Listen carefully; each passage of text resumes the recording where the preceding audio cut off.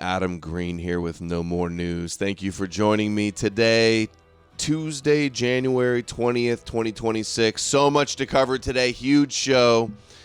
The ongoing conquest of Donald Trump of Greenland.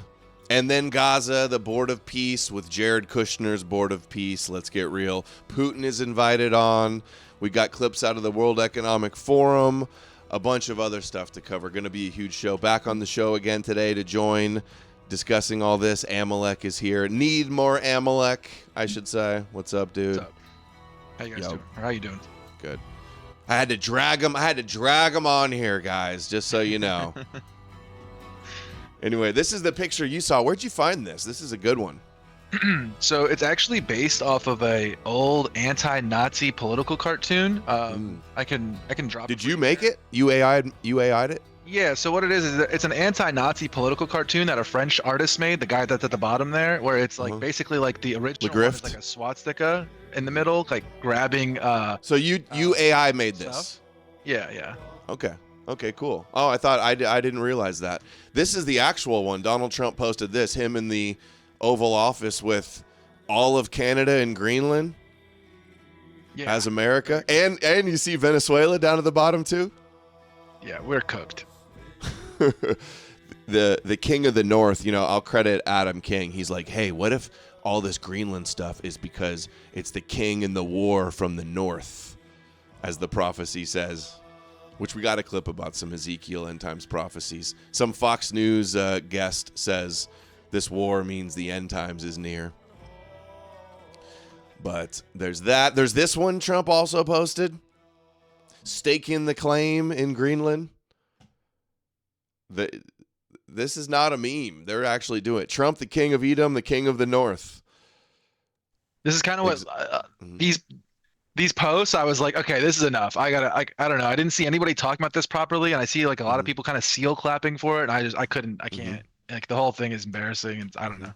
Macron called him out now, wearing his aviator shades, and they're beefing. He's threatening tariffs on Macron. Macron's also said now opening up Europe to China. Well, not just that, but also India as well. And he's like leaking Macron's text. Like, can you imagine leaking Macron's text? Like, okay, like honestly, like this is crazy. Like, are we actually doing freedom fries? Like, that's what this is. This is like the 2026 version of freedom fries for no reason, over nothing. It's like pathetic. You know what I'm talking about? Freedom fries. Yeah. Well, no, Trump's leaking his messages. They're calling each other out. He's saying he's opening up to China. This is Putin celebrating and egging this on because it's alienating us. And NATO and our European allies. It's like he's burning it all down. That's what it seems like, right? There's like no reason for us to be anti-French. Like, yeah, we have our like disagreements with them culturally and politically and all this, like all these other things, obviously. But when it comes down to it, those are our natural allies: France, Great Britain, Europe, the EU, like all those people. That's our natural allies in the world. Them and Australia, New Zealand, and there's absolutely no reason to do this. I mean. Trump's ego is doing all of this over the Nobel Peace Prize. Also, we got some more of that stuff. I covered some yesterday. This is clown world. Trump is really going rogue. He's going mad God King mode, Moshiach mode, burning down Edom. It seems. It's like because he's older and because he's adopted the archetype or as like the chosen one who's going to be the peacemaker, and the Nobel Peace Prize is part of that. Like, it's all of that together with his ego. That's what's like driving this, right? Like they've gotten him to fully buy into this archetype of the chosen one peacemaker. And that's what's driving all of this, right? He's like obsessed with it.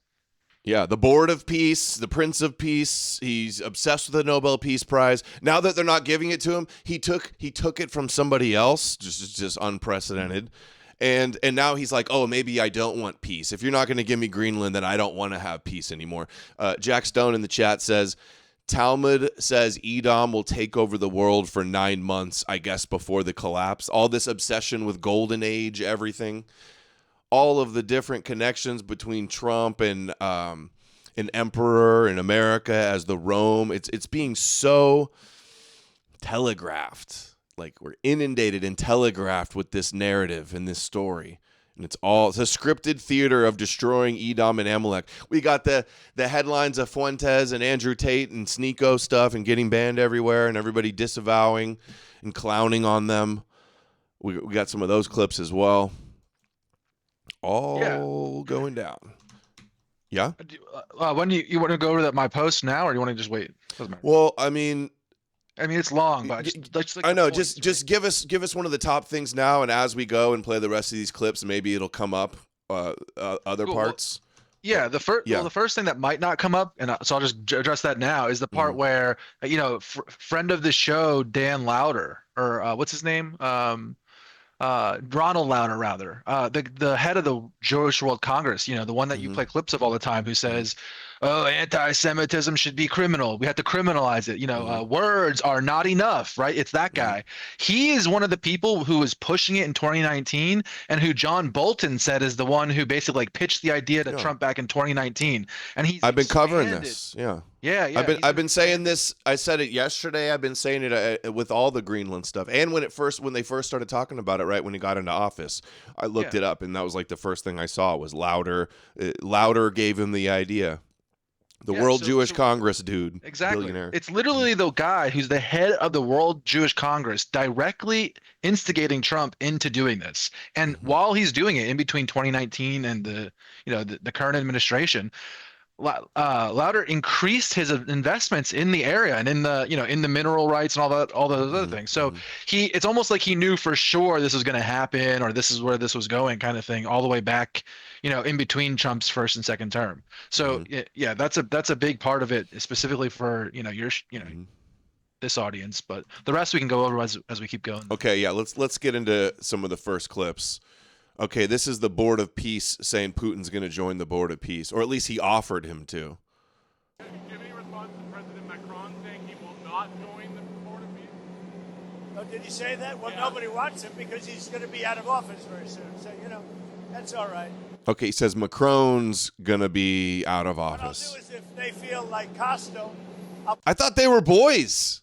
Put a 200% tariff on his wines and champagnes, and he'll join. But he doesn't have to join. If he said that, you're probably giving it to me a little bit differently. But if he actually did say that, but as you know, he's going to be out of office in a few months. Did you invite President Putin to join the... Yes, he's one of the people. These are world leaders, and the answer is yes. He did invite Putin. That's wild. That is wild. Putin's encouraging the Greenland stuff too and justifying it as well. Oh, yeah. All right, we got power chats turned on. Hold on. Power chats are turned on, guys. Powerchat.live/no-more-news. Links in the description and streaming. Every dollar helps. Let's hit the goal today. Didn't hit the goal last stream. Okay, go ahead. I was just saying, like, the whole thing is like choreographed, just like kind of what you're saying. But go ahead. Okay. Oh, Boleslaw, thank you. My take is that they basically want to make the USA an asset that they can perfectly control, stripping the US of allies, establishing an oligarchy that bypasses normal institutions, centralizing military, etc. They're burning it down. Trump, the leader of Edom, is lighting the match on the stubble of Esau and Edom, like that was on the cover of Economist magazine when he first got in. Examples of intent. Hey, real quick, Yeah. I just looked it up too, because I this is what I thought, but I was trying to confirm it. It says here Macron isn't even eligible for 2027 April or. Oh, maybe that's what he means by he's leaving office. That makes sense. Yeah, well, that's going to be next year, though. That's not even this year. Like, that's not soon. I don't know. I'm not familiar enough with French politics to really know what he's talking about there. But yeah, his term's probably national over. bodies. And when we look at the situation, it's clearly a very concerning time. Competition from the United States of America through trade agreements that undermine our export interests, demand maximum concessions, and openly aim to weaken and subordinate Europe, combined with an endless accumulation of new tariffs that are fundamentally unacceptable, even more so when they are used as leverage. Fundamentally unacceptable. He's got the aviators on. He claims that he burst an eye vessel, but everybody's speculating that his wife hit him again, like she did on the plane. Against territorial sovereignty. Oops. But we do prefer respect to bullies. We do prefer science to plotism. And we do prefer rule of law to brutality. We have a place where rule of law and predictability is still the rule of the game. Examples of international bodies. Still the international rule of law, Trump's not following anymore. We got Lutnick clips we're going to play as well at the World Economic Forum. Let's see some more from Macron. Is trampled. Taking you across to Davos, President Macron is speaking. You may be wondering about the aviators. He's apparently had eye surgery, which is why he's wearing glasses. More than 60 wars in 2024, an absolute record, even if I understood a few of them were fixed. And conflict has become normalized, hybrid, expanding into new domains, space, digital, information, cyber, trade, and so on. It's as well a shift towards a world without rules, where international law is trampled underfoot, and where the only law that seems to matter is that of the strongest, and imperial ambitions are resurfacing. Obviously, the Russian war of aggression against Ukraine, which will enter into its fourth year next month, and conflicts continue in the Middle East and across Africa. This is as well a shift towards a world without effective collective governance. Corn Pop sent $5. Are you going to talk about Trump creating his own money reserves in Qatar? Also, 4.3 magnitude earthquake detected from Dimona a few days ago. Had not heard of either one of those. Have you, Amalek? Yeah, Did the you get Qatar that? thing. I think of what he's talking about is basically like the Venezuelan oil. The money for that is going into a bank account that's linked, like it's a Qatari bank account. It's very strange, the whole operation. Basically, the money proceeds from the oil reserves that they're saying, that he's saying, it's going to go back to the Venezuelan people, but also we're taking it. That is being linked to like a private bank that's linked to Qatar. Like it's a very strange It's very, very strange. It's like it's like how he said it's like his own side reserve fund or something. It's, Where did like you see that? outside- Who's talking about that? I saw it all over the place, but I specifically saw this information the first time on Breaking Points, which is just the news. So it's pretty it's credible. That is where it's going on with it. He's putting it like I said, it's like a reserve side money, like he said. Okay. And where multilateralism is weakened by powers that obstruct it or turn away from it, and rules are undermined. And I can multiply the examples of international bodies weakened or left by the key economies. And when we look at the situation, it's clearly a very concerning time, because we are killing the structure where we can fix the situation and the common challenges we have. Without collective governance, cooperation gives way to relentless competition. Competition from the United States of America, through trade agreements that undermine our export interests, demand maximum concessions, and... Okay, I can't handle any more of him. But as you know, he's going to be out of office in a few months. Okay, we already saw that clip, although should have played that one better audio. Danish politician says Trump should fuck off. Og sagde meget klart, at hvis Trump... I'm sorry, colleague, this is against our rules. As much as you might feel, or the room might feel in this, we have clear rules about cuss words, language that is inappropriate. Oh, we missed it. Thank you. Urmează domnul Anders Vistisen.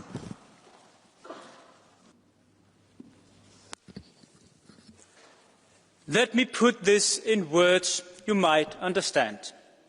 Mr. President, fuck off. Det var næsten sådan ordene lød, da jeg for et år siden stod på den selv samme talerstol og sagde meget klart, at hvis Trump... I'm sorry, colleague, this is against our rules. As much Dude, he got owned. Shut down, denied. Yeah, dude, that wasn't a good look. You can't do that. I don't know. That looked terrible. Yeah. It's kind of proving Trump correct that they're just like, I don't know. Yeah, Trump hasn't done that. Soft and Quiet 1488 sent $10 on Rumble. Thanks, Adam. Excited for the book. As soon as I get the order in, the big order, once I get the sample, I have to get the sample and review it and then approve it. Then I'm going to do the big order. And then once I order it, I'll put it up on the site so you guys can get it pre-ordered. All right. Lutnick at World Economic Forum today. America, and I'm going to. Can I bring you back to Greenland? No. It's unnecessary. It's the Western Hemisphere is vital for the United States of America. Our national security people are on it, and they care about it, and I'm going to leave it to them to address with our allies, with our friends, and with everyone how they work it out. But the Western Hemisphere matters to the United States of America, and the United States of America, as I've just articulated, really, really matters to the world. When America shines, the world shines, because they all need to make sure America is strong and powerful to take care of them, God forbid. And so Okay, David. America and the Western Hemisphere are vital to America, and I'm going to leave that to my national security people to address. Right. The rest of us, I think, are finding it harder to make that kind of separation clearly. And I would be curious to know how This looks like a struggle session. the UK and Canada might want to think about these issues. Do you see them as starkly divided, as Secretary Lutnick would like us to have them? Does this logic of what's good for America is good for the world convince in this extraordinarily strong, extremely eloquent expression that we've just heard? You go first.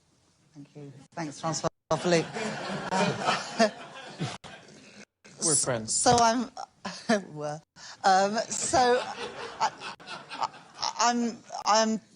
very struck by and taken by the idea of putting your own country first and considering your own security and resilience. I think it's about 3 years ago now that I gave a speech where I... Dude, such a boring panel. Okay, Canadian Prime Minister slams Trump. Even the pretense. When the rules no longer protect you, you must protect yourself.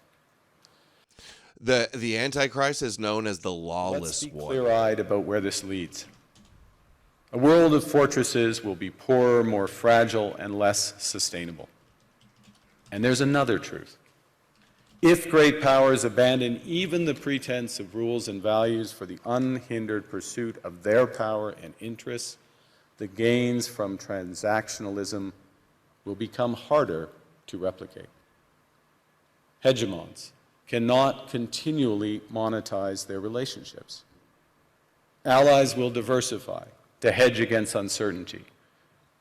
They'll buy insurance, increase options, in order to rebuild sovereignty.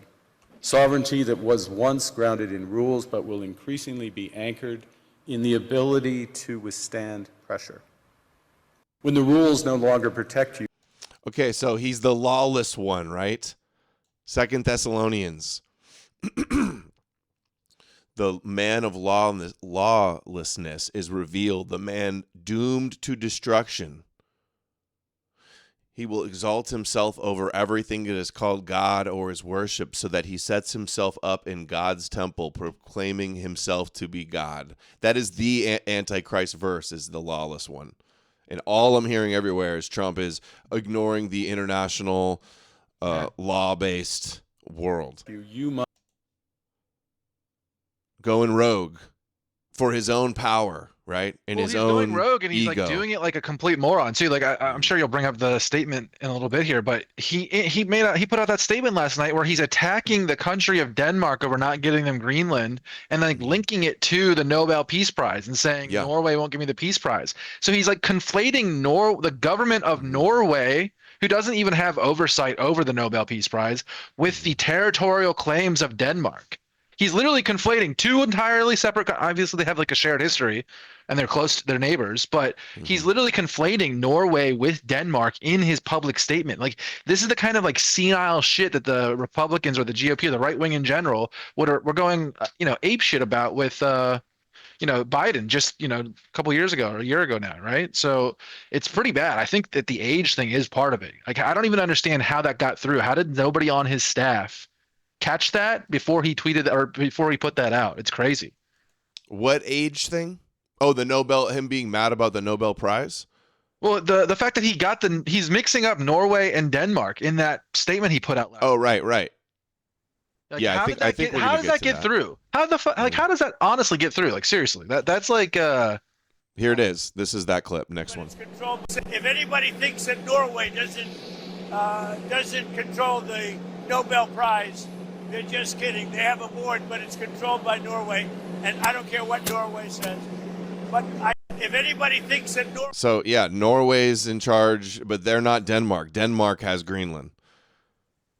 So yeah, that's what you're saying, right? Yeah, and I just put in the chat he put out this statement for the White House. I just put in the chat there. It's here, I'll put it in the Odysee chat too. That's easy. Odyssee's easier. Yeah. Yeah, I just dropped it in Odysee.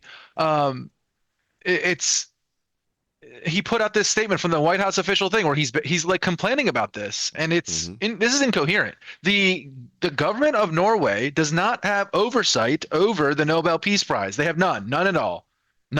It's completely independent.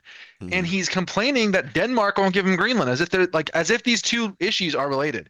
And then on top of this, what I found interesting, and I saw a couple of people talking about this, but I don't know how many people in our spheres are. But in 2000, I think it's 10 or during the Obama administration, basically the Nobel Prize was given out to like a Chinese dissident.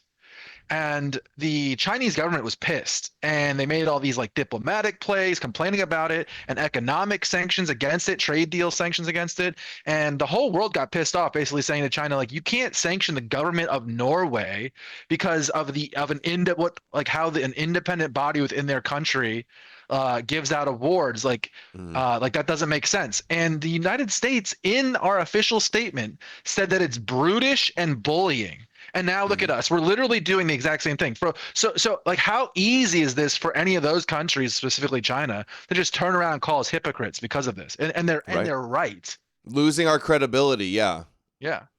Yeah, this is a huge prestige loss for us, in my view. Like, it's a massive prestige loss. So Trump got a text message from Norway's prime minister asking to lower the temperature, and this is how he responded. Dear Donald, we believe we all should work to take this down.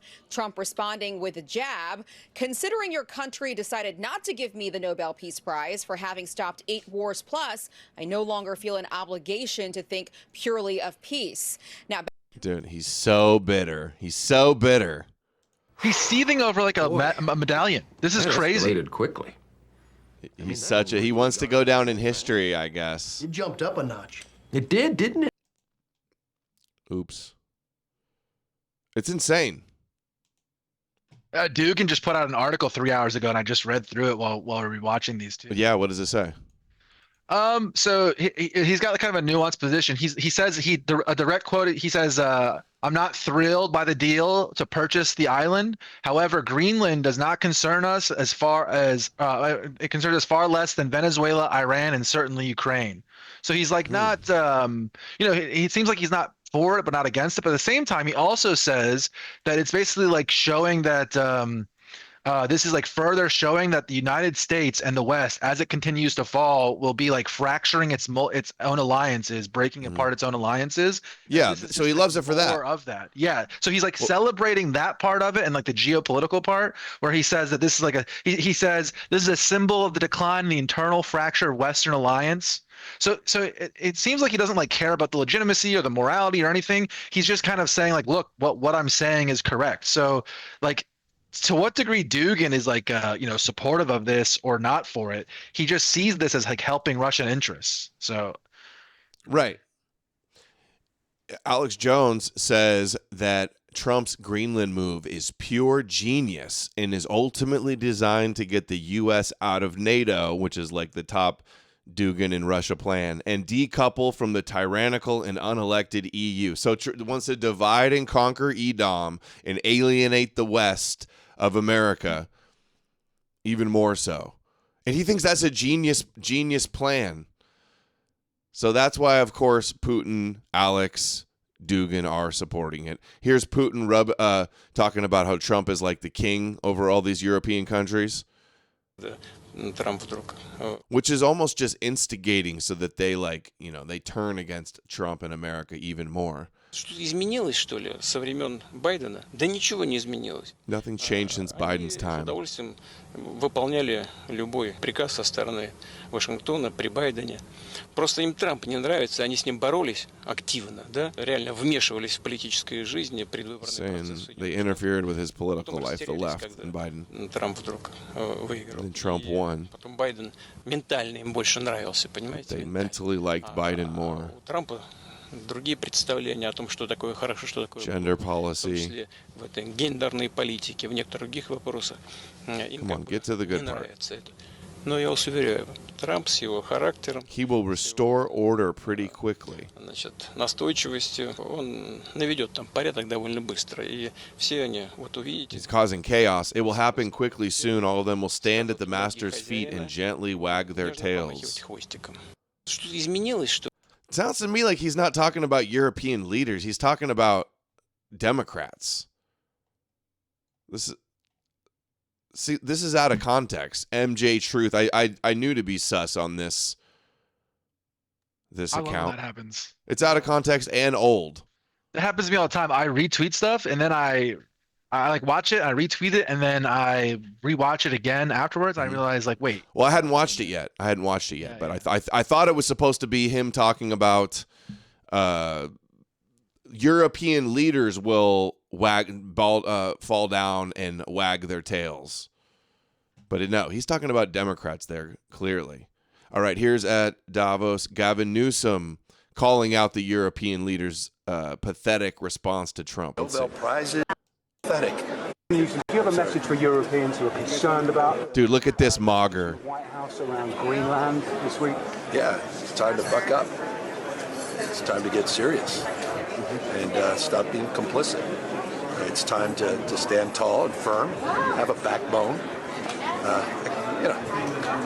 I've seen this in the United States, the supine Congress playing both sides, say one thing on a text or a tweet and another publicly. It's time to have principles. It's time to stand tall and strong. This is just empty rhetoric. It's empty rhetoric because it's totally I mean, like, look, we should not have politicians from America like talking shit. This is just not good. Like, this is, just a couple decades ago, this would have been seen as like a political suicide move to basically like attack your own, like counter signal your own. Yeah, he's hurting America on the world stage. Yeah. By doing this. But he's running against him. Mm-hmm. Yeah. But you can tell he's trying not to do this. But this like I can't remember which president had a scandal that was like this, where it was sometime in the 60s or 70s, where they were a presidential candidate and they did this. They like counter signaled what the current administration was doing to foreign powers, and it got them in trouble. So I don't know. This is not good. Like I don't know. This is not good that we have we have like candidates trying to run against the current administration in foreign countries. Like, well, you guys got to go against him. Like, what are you doing? You know what I mean? Like, that's the least of our problems, though. Really. So have you heard that they're trying to buy it? They're trying to buy it. They're trying to pay off all the citizens that live there. And then they're like, if they don't sell it, then they're just going to invade and take it. Yeah, so they might just capitulate and make a deal, and he takes it. You think that's how it's going to play off? Or are they going to stop him? I think we're getting it. I don't think he's stopping until he gets it. I think that's how the story goes. Is he's gonna take it. Could you imagine? He has to now. If he doesn't get it, he'll look like a bitch. Yeah, could you imagine where this just gets back down? I don't. So I think you're right. I'm a winner. I never lose. I'm taking Greenland. I set my sights on it. It's mine. It'll be my legacy. He's not backing down from this. Well, like, how much is he going to offer? Are we going to like give them like what? How much money is he going to offer them for this? Dude, they could print $1 gazillion. What does it even make a difference? We're $40 trillion in debt. They could pull the plug on us at any moment. In fact, I have a clip of at the World Economic Forum talking about like the gold standard and the petrodollar and America's financial system. Let's see what she has to say here. Ursula at the World Economic Forum. And the decision to delink the US dollar from gold. In an instant, the foundations of the Bretton Woods system and the entire global economic order set up after the war effectively collapsed. Wow, that used to be a conspiracy. Oh, we went off the gold standard and look at the dollar has lost all its value. It's been diluted. Now they're the head of they're at the World Economic Forum admitting this now, which should tell you something. We're going to move to a great reset and some new system and have debts written off. And there's going to be some world crypto type of digital currency. That's why they're saying it now, right? Yeah, I think so. Yeah, I think that's kind of the play. They're going to offer. So, I mean, it's kind of funny because this is like the mark of the beast law, right? They're going to offer it to people as like a way of, oh yeah, you had $20,000 in the bank account, but those dollars got wiped out. So we can offer you 100,000 of new dollars. Right. To make up for, but all you got to do is sign in, like, crypto reset. Forced to do that. Yeah, people are going to be forced to do that because it's like, okay, well, if I don't take the money, take the 100,000 new dollars, then I can't feed my family or pay my rent, or I won't even be able to participate in society. So, like, it's creepy because like that is kind of where they're trying to take this, and it's like an inevitability now at this point with the 40 trillion and crypto mark of the beast system. That's probably what they're going to reset to. 2030. It's like they want to do a full replacement of the current finance system with like a government-controlled crypto, basically. Trump even said he was going to do this. Yeah. Trump crypto write-off. Let's see if that finds it. But it also had two major effects. It inadvertently created the conditions for what would become a truly global order. And it provided a sharp lesson for Europe and on the need to strengthen its economic and political power. It was a warning to reduce our dependencies, in this case, on a foreign currency. Oh, they can't be dependent on the dollar anymore. That's what she basically just said. The world may be very different today, without any question. But I believe the lesson... Riding the wave, thank you. Make America the big bad wolf and then crash the dollar, and us will fall into civil war, crush under its own weight. A controlled collapse. Yep. Yeah, that's what I see. If the world's reserve currency stops being the dollar, our quality of life, like I don't think people fully understand like what that does to our GDP and our quality of life, like, and our children's futures and all that stuff. Like, if you think the Great Depression or 2008 or any of those things were ever bad, like it's that stuff is nothing compared to what would happen if we lose reserve currency status. Not just with Europe. I mean, Europe would be a death sentence to us, but just the world. It's the whole world. If people keep getting off the dollar like they are, which I mean, everyone's doing it because of the way we act. Like we are cooked. I feel like Americans think that like it wouldn't happen here. Like we're too big to fail. We're America, right? But it's happened throughout so many, even first world, the European countries throughout history, so many times, empires throughout history, and it's almost like. That's the attitude of Edom, like, oh, we're the best, we're the golden age, we'll never fall, and it's at the highest highs, and then that's when it's like everybody gets blindsided with it. Oh, absolutely. Yeah, is very much the same. That geopolitical shocks can and must serve as an opportunity for Europe. And in my view, the seismic change we are going through today is an opportunity, in fact, a necessity, to build a new form of Europe. Okay. Here's Trump talking about writing off the debt with crypto. Who knows about anything? NFTs. I'm curious what you think the future of crypto looks like if, God forbid, you don't win the election. Future of crypto? What does it look like? Well, I think it's a good future. Who knows about anything today? But I think it's a good future. I'll tell you what, you look at values, you look at what's happening and where it's come and where it came from. I think crypto's got a great future. I think it really does. Maybe we'll pay off the $35 trillion in crypto. I'll write out a little piece of paper. That is interesting that he said that. We have no debt. Yeah, hold on, you missed that. I'll write out a little piece of paper, 35 trillion crypto. We have no debt, right? That's what I like, right? He likes. It's like a jubilee, debt relief. He's laughing. Yes. Did you have one? All right, he said that many other times as well. Make that determination. I don't make that determination. But when you say standing still, what do you mean? Just I can't take this complicity. People rolling over. I should have brought a bunch of knee pads for all the world leaders. I mean, handing out crowns and this is pathetic. Nobel Prizes that are being given away. I mean, it's just pathetic. And I hope people understand how pathetic they look on the world stage. I mean, at least from an American perspective, it's embarrassing. So what should Europe be doing? You should decide, the Europeans should decide for themselves what to do. But one thing they can't do is what they've been doing. And they've been playing. This guy's playing folks for fools. And it's embarrassing. Europeans think this is diplomacy and this will ultimately this is work. Diplomacy with Donald Trump? He's a T-Rex. You mate with him or he devours you. One or the other. And Europe's being people devoured? need to stand, but no, the Europeans could be if they continue down this path and process. They need to stand tall, stand firm, stand united. I'm sure a lot of people hate him and all that stuff, but the way he communicates, that was a lot of bullshit words, but like to the low or mid IQ people, like that kind of stuff works. And it sucks that people like that are on the the left or whatever. Someone like that could really do some good if they were actually fighting for white people.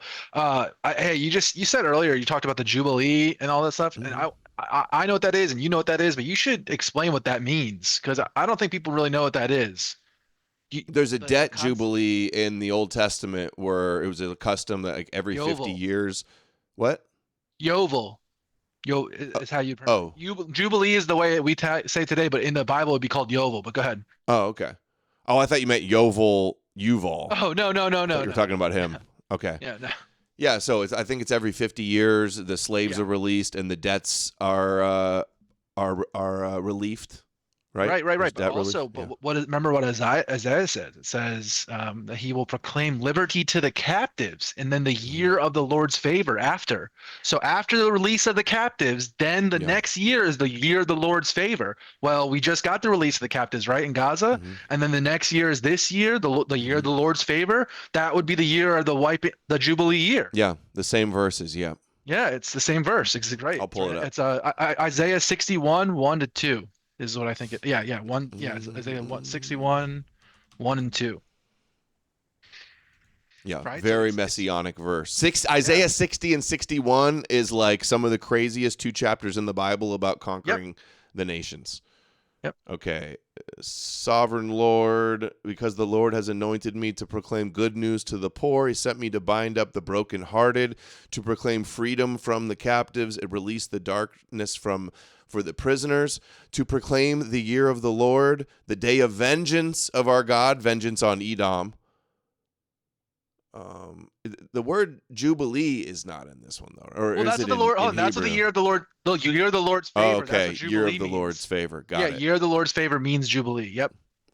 And the craziest thing in Acts, Jesus reads from Isaiah 61, and then it's so blatantly obvious what it says. And in Luke. Luke. That's what I meant. It's Luke. Oh, okay. I think it's also in Acts, but it's not explicit. But yeah, it's in Luke. It's in Luke. It's in the beginning. It's like 3 or 4 somewhere in there. I could look it up. It's Luke 4. Yeah, but it's hold on. I'm just gonna go to all of Luke 4 to show you guys. He goes into the synagogue. Yeah, it's good to show people this, because this is the stuff where we got to really tie what's going. Like, this is where they're getting this from, guys. Yeah. The script is in the Bible. You basically have to decode what's in the script, and then you can understand what they're doing. Okay, for the people that say Jesus wasn't Jewish, Jesus went to Nazareth where he had been brought up. On the Sabbath, he went into the synagogue, as was his custom, because he's totally not Jewish. He stood up to read the scroll of Isaiah, the prophet Isaiah 61, was handed to him. Unrolling it, he read the verse we just said, freedom to the poor, which is Ebionites also. They the Ebionites and Dead Sea Scrolls. Yep. This was a messianic text for them that they were putting in their peshers, midrashically. Trump gets in and releases the prisoners from Gaza and the January 6th prisoners. And then he rolled up the scroll, gave it back to the attendant, and sat down. And he began saying to them, "Today this scripture is fulfilled in your hearing. He is the son of Joseph," Moshiach, son of Joseph. Right there. Yeah. So he's saying this is fulfilled in me. Yep. Exactly. Synagogue This is where he gets in trouble Maxings. See through it all. I Yeah. saw that. This is what he gets in trouble for in Luke. Basically, this is the big like the big gas where they're like, oh, this is like we're gonna have to stone you. I think is the response that the synagogue gives him.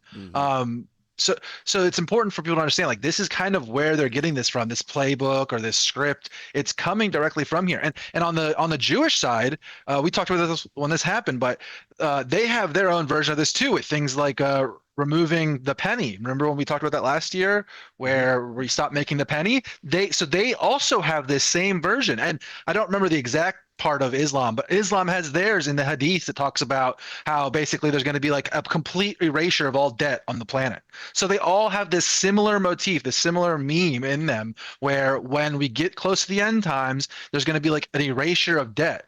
And what people have to understand is like that's like a system that they've been using over and over and over again in like 80 to 120 year increments going back 1500 years. It's a system that they're using. It's like a blueprint. But that they just to be clear, it's not going to erase the debt and we're going to like live in some great advanced golden age utopia. There's gonna be a huge collapse and destruction and chaos, and then there's gonna rebuild a new system ran by out of Jerusalem with the advanced AI that they're all working with.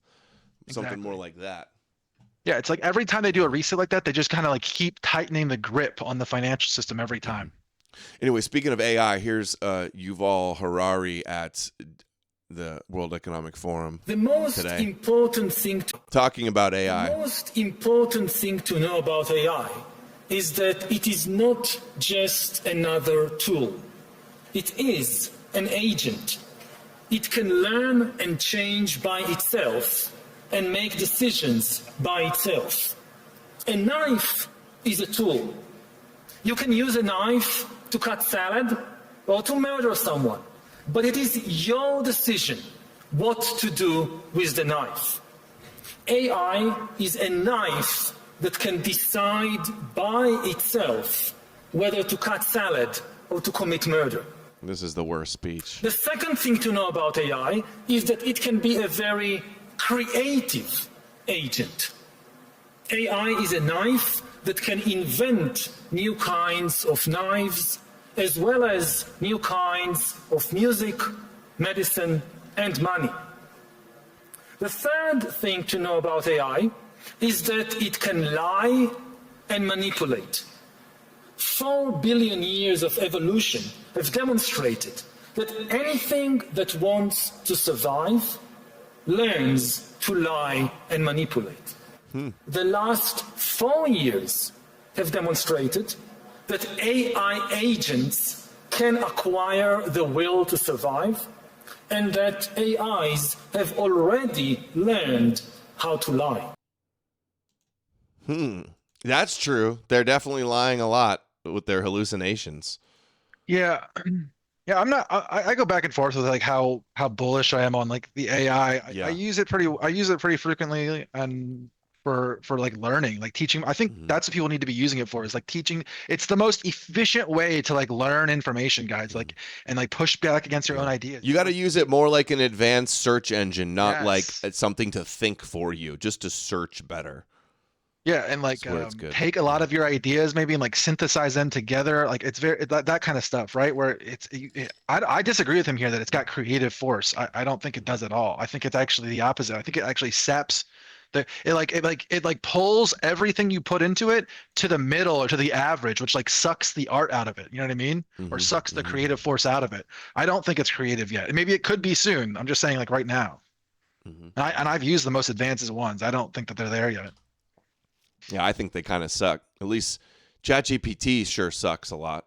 Okay, Trump shares on Truth Social claiming that Russia and China are not the enemy, but NATO is. What does that sound like? Oh my! Does that sound like some good Duganist Russian propaganda? So at what point are we going to realize the enemy is within? China and Russia are the boogeymen when the real threat is the UN, NATO, and this quote-unquote religion, in quotes. It's a cult. Donald Trump shares this on Truth Social. Is that real? 9,000 likes? Okay. Now we got BlackRock and World Economic Forum leader Larry Fink talks about something here at the World Economic Forum. That's the goal of this year's World Economic Forum at Davos, to expose people to wider ranges of voices, to a wider range of ideas, maybe even an argument, but one that we have deeper understanding from. And I think not all of it's going to sound as good as the one that you enjoyed at that moment, like in music. And like in music, you're not going to agree with everything. But if you're willing to listen, it might leave something with you inside. It might stay with you. And maybe you will evolve and be better for it. And that's the Thorsrune sent $5 on Rumble. Happy Penguin Day. All hail our tuxedo emperors of the southern continent. Happy Penguin Day? Hell yeah, dude. You don't know it's Penguin Day? Come on. Penguins are like implicitly National Penguin Day? Yeah, it's Penguin Awareness Day today. Yeah. That's why I posted my penguin edits, and that's why people have been posting the penguin edits all day. Yeah, I went to the SeaWorld a couple times last year, and they had a really cool new penguin exhibit. Yeah, I've seen them before too. They're really penguins cool. are awesome. I like watching. I made this edit. I posted that Happy Penguin Day from Steve, and Steve's the main character. And Disney did a thing like a couple years ago called Penguins. It's like March of the Penguins. I think it's just called Penguins. Disney Nature's Penguins, I think it's called. And it was like an IMAX movie, and I got to see it in IMAX. It was so awesome. It's so cool to see like how they live and all that stuff. It's really cool. Is there like a meme or something with liking penguins? I don't get the chat saying all this penguin stuff right now. Yeah, there's like a penguin. Is that some dog whistle or something I'm missing? Well, we're turning it into one, but there's like this. Are we? Yeah, I think that's what's happening. But no, I always thought penguins were Jewish myself, so no, I'm just kidding. No, people are taking there's like an edit going around of this like scientist observing this one penguin, and the concept is that he's observing this penguin who's by himself in the center of the colony, and he keeps going out and he just walks up to this mountain, and they're saying like, oh, he's insane, like we can't prove that he's insane, but like they're saying like this is like penguin insanity kind of, and people are sharing it around because it's kind of like a Faustian or maybe even Nietzschean kind of concept of video, and they're putting it to the organ music of Auslander out, you know what I'm talking about? Auslander out. So they're putting it to the organ of that song, so it's like they're combining the Auslander out meme with this like Faustian penguin meme, and then today's Penguin Day. And I just gotta say, what this whole concept that you guys are seeing, like it's a living meme coming together, this is what ancient Jews were doing. They were cooking stuff up like this, like taking cultural memes and like re-diverting them. I just posted an edit a little bit ago. Penguins Mog. My version of it. But yeah, also just penguins are awesome. Chat says penguins are honorary Aryans.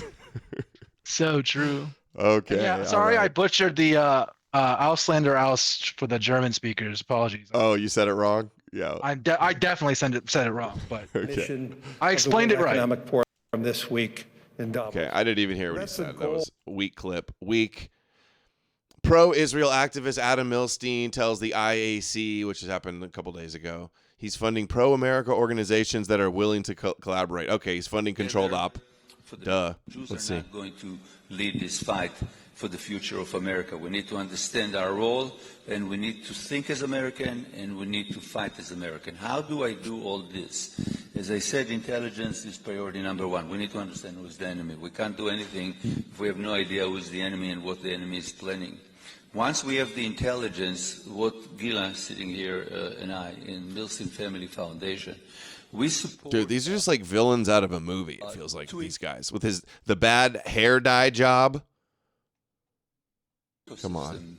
Many organizations, many nonprofit in each one of them. There is the pro-Israel, the one that fights on. Penguins stink. They don't smell good. Close to 100 organizations in that ecosystem, and there is the ecosystem of the pro-American organization that has nothing to do with Jews, and they want to fight for America. What we do, we identify the good ones, the ones that are willing to collaborate with others, the ones that have open ears to hear our ideas, and we fund them. Some of them we fund big amounts, some of them we fund small amount, but even a small amount open the doors. They're listening to donors. They don't want to listen to dogs or barking outside. But once you're a donor, They're listening to you. So we share information. Dude, once you donate to America First organizations and propagandists, they listen to you. Not the goyim. He's like Jesus, calling the goyim dogs barking at the door. Oh, the media doesn't listen to the dog goyim and their complaints. No, they listen to the Jewish donors. Like, okay, bro, thanks for being the stereotype. Well, also, like, you guys see how they see this too? They see this as we're dogs.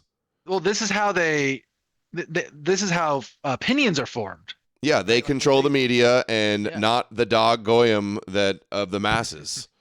Listening to donors. They don't want to listen to dogs or barking outside. But once you're a donor, they're listening to you. So we share information. We give them ideas. We make connections how they can fight. Give them ideas. Give them connections. Back together. We connect the pro-Israel organization with the pro-American organizations.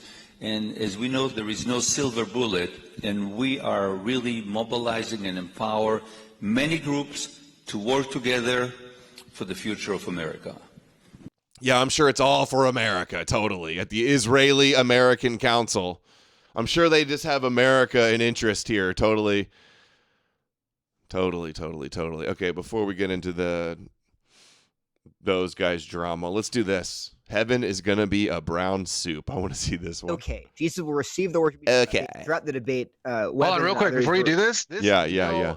Shenvi. So you don't get it on your feed for whatever reason, but I do. I follow all these like kind of like Christian, like real Christians, I would say, who are against the e-crusaders, constantly calling them out for being white nationalists, being racist, saying they're not Christian. Yeah. And this guy on the right is one, and the guy on the left are both big accounts doing that. Just so you know, these guys. This is Sean McDowell. He's the son of the other McDowell that wrote the famous book. Yep.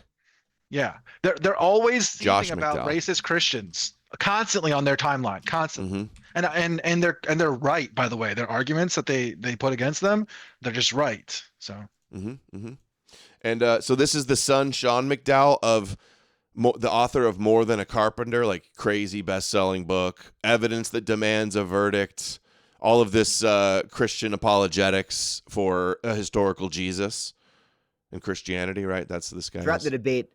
With his cool Batman. Dude, I'm going to have like a light up Batman behind me. Super cool, right, bro?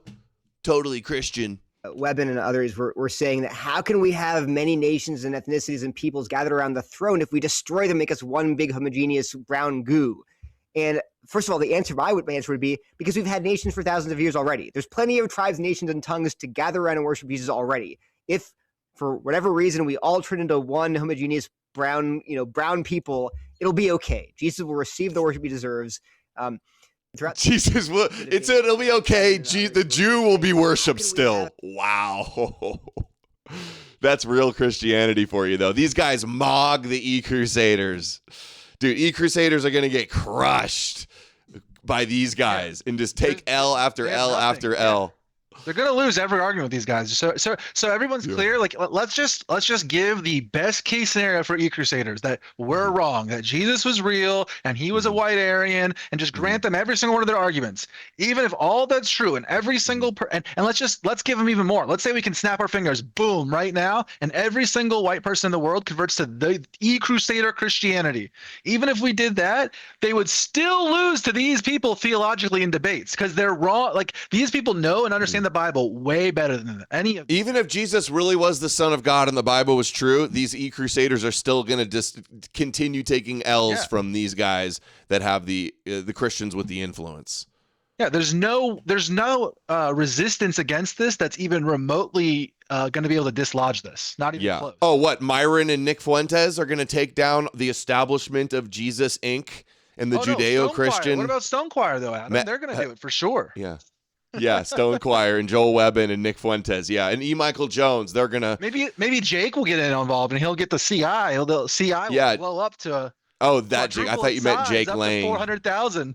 I thought you meant the Jewish guy Jake Lang. Oh yeah, that's a good one too. Maybe it'll be Jake Lang, ethnic Jews converting to Christianity will win out, and doing e-crusader demonstrations where they get messed up by Antifa. Like this is a joke. No faction that's opposing, whatever you would call like mainstream Christianity, the other 99.9%, none of them have a shot at overthrowing or taking back or pushing back even a dent against these types of people right here.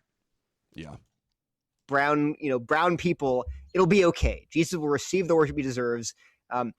Throughout the debate, it'll be okay because we'll still worship the King of the Jews. So great. Oh, you know what? I think I had there was another clip there. Reopen, close tab. I think I needed to scroll down and see another clip. No. Oh wait, yeah, here it is. Heaven is going to be can marry who she wants if it is in. Dude, why do both of these guys sound so gay? Says a woman can marry who she wants if it is in the Lord. Dude, if this guy went to my church, I'd be like, dude, these jokes got to play earlier. All right, man, I need to ask you something, and I need you to tell me the truth. Are you a fag? And this is to a mixed racial church. Right.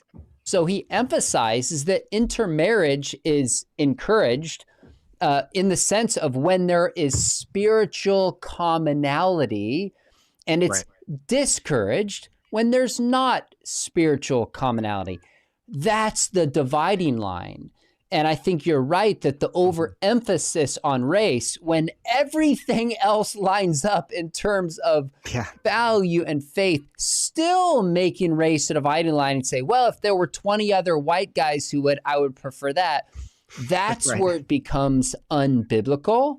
And that's where I think it becomes problematic. In my mind, they lose a lot of the debate. So all the Christians are coming out of the woodwork to talk about how multiracial and non-racist Christianity is in response to Joel Webbin and his tweet or whatever it was about. Yeah. He said it was like a sin or it's not unbiblical or something, right? To not mix races. He's arguing from a natural law perspective. So he's basically saying that because there's naturally races, therefore that's God's will, and that to keep those races, which is just like a very poor argument. That's not a very good argument. And then he's also trying to like loop in old Deuteronomy laws and things like that. I read through his article and it's just trash as far as the arguments go. They're making up from sort of whole cloth this argument about race being a determining part of God's design for marriage. We have to have biblical categories for what matters and what doesn't matter in marriage, in religion, in worship, and we have to center those things and the things that God does not care about, like blood purity. We have to not care about either because we want to have the mind of Christ about these things. Again, preferences different, but insistence that this is God's design, it's not on the table. Think of like 3 concentric circles. One is God's moral will. Which I like that he at least granted that you can have preferences, that people naturally have preferences, but it's just saying biblically this is not biblically sound, which he's being right. The traditional Christian view is not to be like pro-white, against it's a sin, you're opposed to race mixing. That's not Christianity, not even close. Well, that's kind of my issue with this too, is that basically what they're doing is they're taking like, I've had people arguing with me in the comments related to this, and they're like, well, what about the Reconquista? Like they kicked out the Muslims. And it's like, okay, the motivation for the Reconquista was spiritual. It was a pushback of another religion. It wasn't racial. It wasn't like the guys were like, oh, we're going to get together and push out these brown Muslims, blah, blah, blah, blah. Like that's not what it was. And in fact, what they actually did is they told those Muslims, like, you can convert to Christianity and or you can get pushed out or that kind of thing. So it was the opposite of a racial conquest. And what these guys are doing is they're taking all of those, what you could call like defensive actions, and they're saying like, oh, it must have been racial. It's just a category error entirely. It was biblical, it was spiritual, it was, I mean, to a large degree, it was like, economic and political rather than it was anything, right? The reason the Muslims came up and invaded is because it was like, the Visigoths were weak and they were decrepit at the time, and they just got wiped out by the Muslims, who at the time were able to field much, much larger armies. That's the reality. It's like that was going on. God's design. It's somebody of the opposite sex. It's somebody, if divorced, biblically free to remarry, and it's someone who's a believer. That's God's normative pattern for marriage. Yeah. And then I want to say one other thing too. And just like the Zionism thing, you know, when we see, and this is very obvious when we talk about Zionism and like how Christianity like takes the Zionism debate and moves it into the spiritual realm, which is like unhelpful way to look at it. They're doing the same thing here with like interracial or like miscegenation or whatever, however you would describe this, where we're now arguing over like the biblically, like if it's biblically a good idea to miscegenate instead of just like the hard facts and the science related to it. You know what I mean? Like it's taking this debate and it's like moving it into a realm that is incoherent nonsense. It doesn't make sense. It doesn't help. Like if you're somebody who's actually against that, you don't want, you know, white people to like mix ourselves to nothing. Disappear. To disappear or anything like that, then like you arguing it biblically is just as ineffective as it is when you argue against it from a Zionist perspective. You know what I mean? Like it's bad. It's not a good argument. You should be arguing from like a scientific, like a social sciences. Secular arguments are ultimately better. Not trying to have to like, what's the word you want to you have to like. You're making it more difficult on yourself by having to argue from the Christian framework. You're having to tiptoe around the Bible and Christianity to try to like state your case. It puts them at a disadvantage, and 100%. It makes the argument, and it's not just that topic. It's every single topic across the 100%. Board. They have to do that for Christianity. Gay marriage is like that. It's like an impediment that they have to quarrel with for no reason. Yeah, like one of the leading arguments against abortion that you hear constantly is like, well, what the hell do I care what your religion says kind of thing, right? Because that they are arguing on it on like a religious basis. Like, you know what I mean? Mm-hmm. Dude, where is the chat today? We haven't had a super chat in forever. This is the case. It's not going to be good. Let's see here. Nobody has anything to say. Okay, all right. A bunch of freeloaders in the chat today. Apparently, a bunch of small hat wearers. Apparently, that's disappointing, but guys. One of them caught our eye, the one in the center. He would neither go towards the feeding grounds at the edge of the ice, nor return to the colony. Shortly afterwards, we saw him heading straight towards the mountains, some 70 kilometers away. Dr. Ainley explained, I don't understand this. If he caught him it's okay. and brought him back to the colony, he would immediately head right back for the mountains. But why?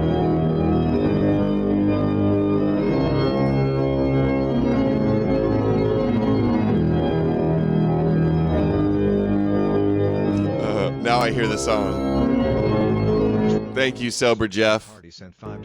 That was cool. I just love all animals, pretty much. Yeah, any animal, cool documentary, National Geographic, it's just like cool, you know? Yeah. All life. My theory behind this kind of stuff is like, look, people might laugh and think it's goofy, but my theory is like cultural colonization like this, where you're taking ideas and like forcing our ideas into the public like this. This is how people get their ideas and how you actually spread them. That's actually how this great noticing or whatever has happened is because it's been able to people be able to spread memes freely on Twitter that cultural colonization and cross pollination is happening. So you kind of have to do that. So. That's penguin kind of maxing. with that. So we got a penguin max. We got a species max. Thank you, Prussian Buffalo. Yeah, the book I'm going to have up on the site available. Link ready to purchase. Signed copies very, very, very soon. All right. Let's see. See Through It All says, why is this video so funny? You meant the penguin video? Yeah, all right. Oh, this video maybe he goes. This is the latest from See Through It All. He says, remember this guy? Definitely do. He's the one in my mixes that says the Jewish Christian Islamic paradigm basically, and that it fulfilled Christianity and Islam fulfilled Jewish prophecy of Judaizing the world. Let's see what he has to say here. Haven't watched it yet. Our mandate as Jews was not to convert. Sorry. Oh, family's home. Baby's crying. Goy mixing all of 2026. Dude, we been goy maxing. Goy nip, goy maxing. No goy slop though, goy maxing, right? Our mandate as Jews was not to convert the world to Judaism. It was to bring an ethical, monotheistic standard to the world, which I believe Christianity and Islam, in their purest form, are a fulfillment of that prophecy. Sure. And here we are in 2025. Think back 2,000 years ago when it was Judaism and everybody else. And today, we speak of not only a Judeo-Christian, but we even speak of a Judeo-Christian Islamic ethic, which to me is a fulfillment of that prophecy. So, but we are the mother religion, and everything has emerged from us. And I think the Jewish people, we should take great pride. King's greatness, I don't know if Dr. King ever thought he would see the transformation he dreamed of in his lifetime. But what he did was he created a politically and socially correct standard for everyone to measure up to. That's the contribution of the Jewish people. We've created that standard. Whether people live up to it or not, that's something else. Sure. But that standard didn't exist 2,000 years ago, and that's why we need to continue to intensify our efforts so that more and more Senior Rabbi, Hampton Synagogue. more and more people recognize, embrace, and observe that standard. I can't stand listening to that dude. All right, here we go. This should be good. Fox News correspondent says Iran starts fighting Israel. That means Jesus is coming back. What it's all about. It's going to go up and down in terms of, see this. We have a reality where there's a lot of fighting in the Middle East, and it's going to go up and down in terms of wars. But listen, it's not going to be resolved. There won't be peace until Jesus returns. Jesus is the Prince of Peace, and there won't be ultimate peace in the Middle East without Jesus. In Ezekiel chapters 38 and 39, there's a great final battle. And in this final battle, we have Israel faced off against Persia, and Persia is present-day Iran. So whenever Israel and Iran are fighting, people wonder, okay, is this Ezekiel 38, 39? Is this a final battle? Are we really close to Christ returning? Well, in those chapters in Ezekiel, what we also read about is Gog and Magog. What's that a reference to? Well, that's a northern alliance with Persia, and that would be present-day Turkey and Russia. When you see Russia, Turkey, and Iran all aligned together, and you see an alliance that is violent, committed to take out Israel, that should get your attention. Because the fighting between Israel and Iran, it's like a foreshadowing of a greater event that's coming. If you go to Colorado, you'll notice there's the Rockies, but in front of the Rockies, there's the foothills. And in the Bible, there'll often be a great fulfillment, a complete fulfillment of a prophecy, but then there's kind of a foretaste, there's a prototype, there's kind of a sampling of what's yet to come.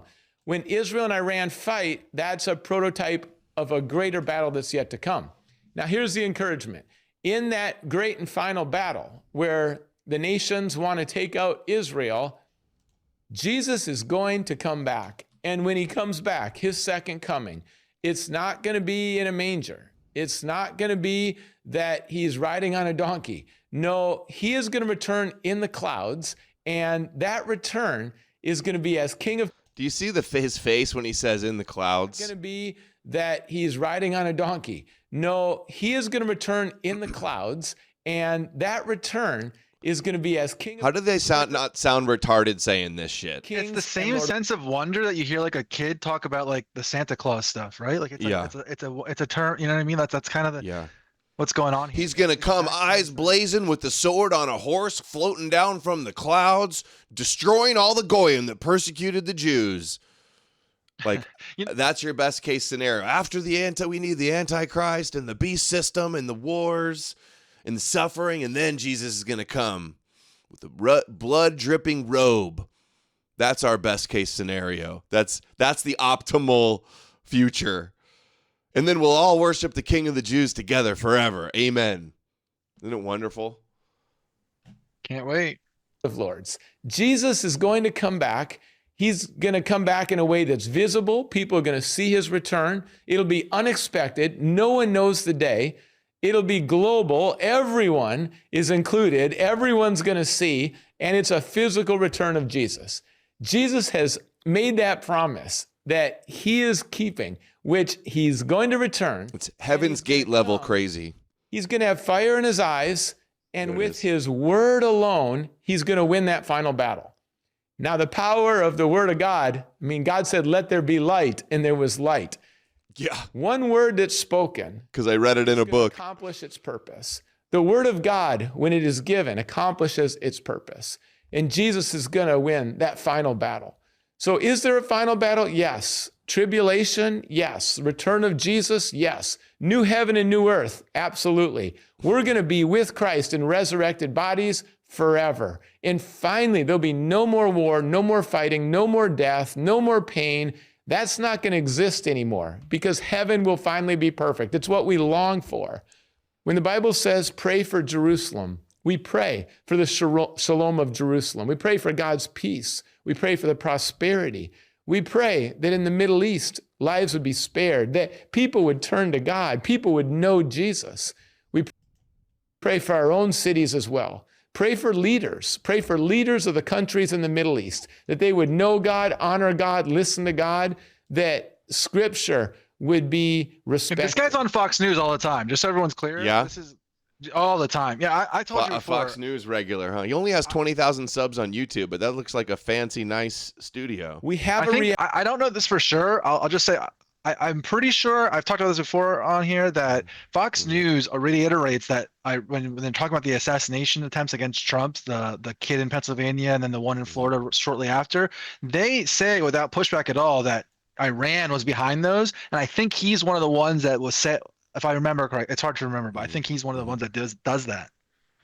Also, I gotta say, from earlier you were talking about like how the Christians like they're lispy, and then there's that guy and all that stuff. And I'm sitting here thinking, I just watched this interview with that Derek did with this former like Bible Belt super believer that has a YouTube channel I post from a lot. That Chris Cornwaite or however you say his name. And he interviews him, and he made a really good observation that he talks about how, and he's like around our age, and he talks about how growing up in this like cultural milieu of what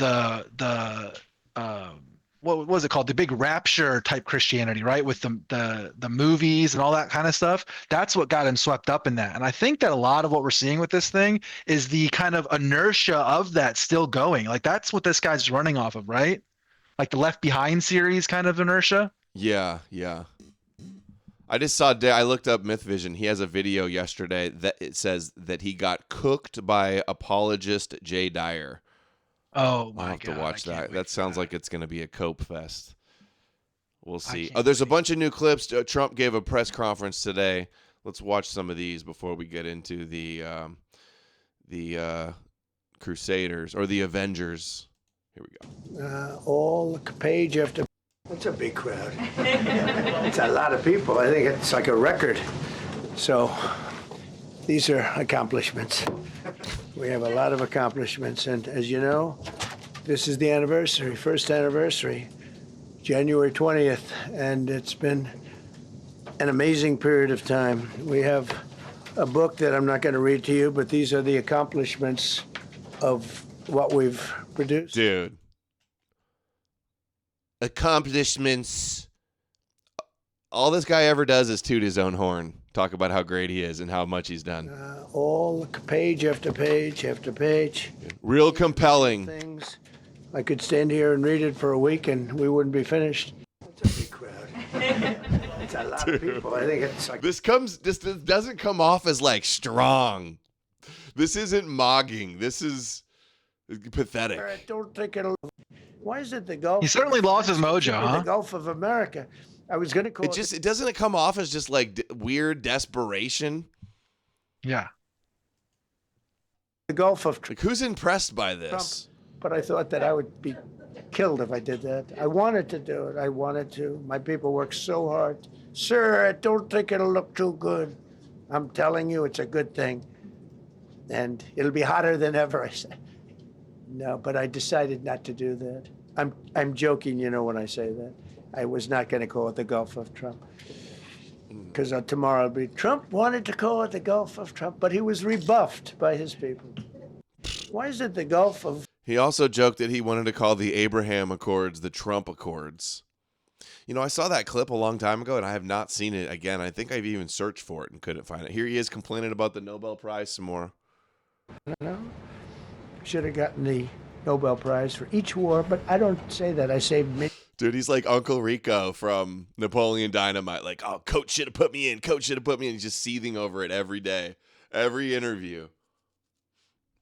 You want me to play Michael Knowles on why he's not a Christian? Is that a good one? I haven't watched it yet. That's a good one. Yep. I don't know if you've caught that either. I don't think you went over this. That statement. He's just going to say, oh, they're the true Israel, right? Well, I haven't watched the full thing because it's kind of long, but it's only it's 4 minutes. But it's in relation to that post that you covered from. I think you covered this, that from the patriarchs and heads of the churches in Jerusalem that happened yesterday on the 17th. It's in a reaction they said to that. Zionism was bad. Yeah, but it's like a Russian or an Armenian. I don't know. This whole thing was weird. The reporting on it was weird. It's a weird statement. The whole thing was strange. Dude, it's weird how they call themselves a flock twice in the first paragraph. That's very sheepish. It is Holy Scripture, we are one body through Christ. Rome and claim authority outside of communion. Oh, so they're saying they're not real Christians because they're not a part of their church? Yeah, it's so stupid. It's like... let's see. In Jerusalem, reiterate they alone represent. So they're just fighting over authority. We're the alone authority. Yes, exactly. Their flock. We're the shepherd, goy, of your flock. They're not saying that Christian Zionism is like, bad because it's against the Bible. What they're saying is the same thing that they've been saying about Protestants since the beginning of the Protestant Reformation, which is that they don't hold the authority from Peter, which they, the Orthodox all and the Catholics all claim. So, yeah, they say recent activities undertaken by local individuals advancing damaging ideologies such as Christian Zionism mislead the public, sow confusion. I bet you they're just calling, I'm sure it is Zionist, but they're just using anti-Zionist sentiment to try to affirm their influence and their control. It's prophecy. What's the prophecy? Flock of birds because birds eat bread. Grain brains. Okay. Yeah, it's like a strongly worded letter from the UN. Like this is just it's totally irrelevant. It does nothing, and people are seal clapping for it. Like oh look how awesome they are. They did this, but yeah, Michael Knowles he tweeted out this video about it, and then Mark Levin retweeted it like a little bit ago, saying I don't care. Like we don't care. We don't need you. So, yeah. What does this do? What does this statement do? What is that going to change? Is Christian Zionism gonna fall now because it was condemned by these? We never knew that we weren't under the authority of the Catholic and Orthodox Church. We didn't know that. Oh, silly us. Now I guess we'll all convert to Catholicism. Like it's so stupid. Right. I don't even think that was Catholicism. Wasn't that Orthodox? There was, I think it was. Patriarchs are the head of the churches in Jerusalem on unity and representation of the Christian communities in the Holy Land. Well, I just saw a lot of title. Yeah, I saw a lot of Catholics sharing it because it was like a letter signed by like multiple different denominations, and I think I did see like a Catholic in there. So, but we'll get to the Michael Knowles in a minute here. Did we play this one? What is this one? Nobel Prize, yeah. They said, "Wow, that's amazing. I thought President Trump would get it. Should have gotten the Nobel Prize for each war, but I don't say that. I say millions and millions of people." And don't let anyone tell you that Norway doesn't control the shots, okay? It's in Norway. Norway controls the shots. They'll say, we have nothing to do with it. That's ridiculous. He can't even control Minneapolis, Trump. You can't even control Minneapolis, and you're talking like that? Like, this is crazy. Yeah. The fact that now he's threatening tariffs on France. He's about to break up NATO. All of this is because they didn't want to give him the Peace Prize. Unreal. This is his personal ego tied up in this concept of the Peace Prize. Yeah. It's almost like he was told by like a rabbi or one of these Christian, end times fanatics that, once you get the Peace Prize, then you're gonna be something's gonna happen, and like that's what he's trying to go for. Like, if you got the Peace Prize, you'll be known forever as like a holy man. It's almost like he's really obsessed with this idea for whatever reason. It's crazy. That's why I have such respect for Maria doing what she did. She said, I don't deserve the Nobel Prize. He does. When she got it, they said, wow, that's amazing. I thought President Trump would get it. President Trump does, should have gotten the Nobel Prize. Dude, I can't believe it. I can't believe how mad he is about this. You think he would just be like, what would be actual Chad and cool? He'd be like, I've done all this stuff, but they don't want to give it to me. They hate me no matter what I do, and just leave it at that. But then it would be a W, right? It would make him look good, and them just look like bitter, hate, vindictive, snubbing him. But instead, he's seething over it so bad, it's just getting pathetic. It's not. It's bad optics. It's not. Yeah. Book on accomplishments. And this is something, I'm glad my finger wasn't in that sucker. They could have done some damage, but you know what? I wouldn't have shown the pain. I would have gone back. What, did you hear that? I wouldn't have shown the pain. But I would not have shown the pain. I would have acted like nothing happened as my finger fell off. That was a nasty. I think somebody did that. Somebody did that. He is losing it, man. How are you? Rapidly. You didn't do it. Dude, somebody set him up to break his finger, but he wouldn't have shown the pain. But I know you. This is like Joe Biden's version. This is like when Joe Biden wasn't able to answer very simple questions. That's what this is like. This is Trump's version of that. Yeah, I'm seeing a lot of the liberals and Trump haters on Twitter right now. They're all sharing clips saying like he's rambling, his mental capacity, he's losing it, something like that. Well, you've seen the Tylenol stuff. I don't know how much you follow.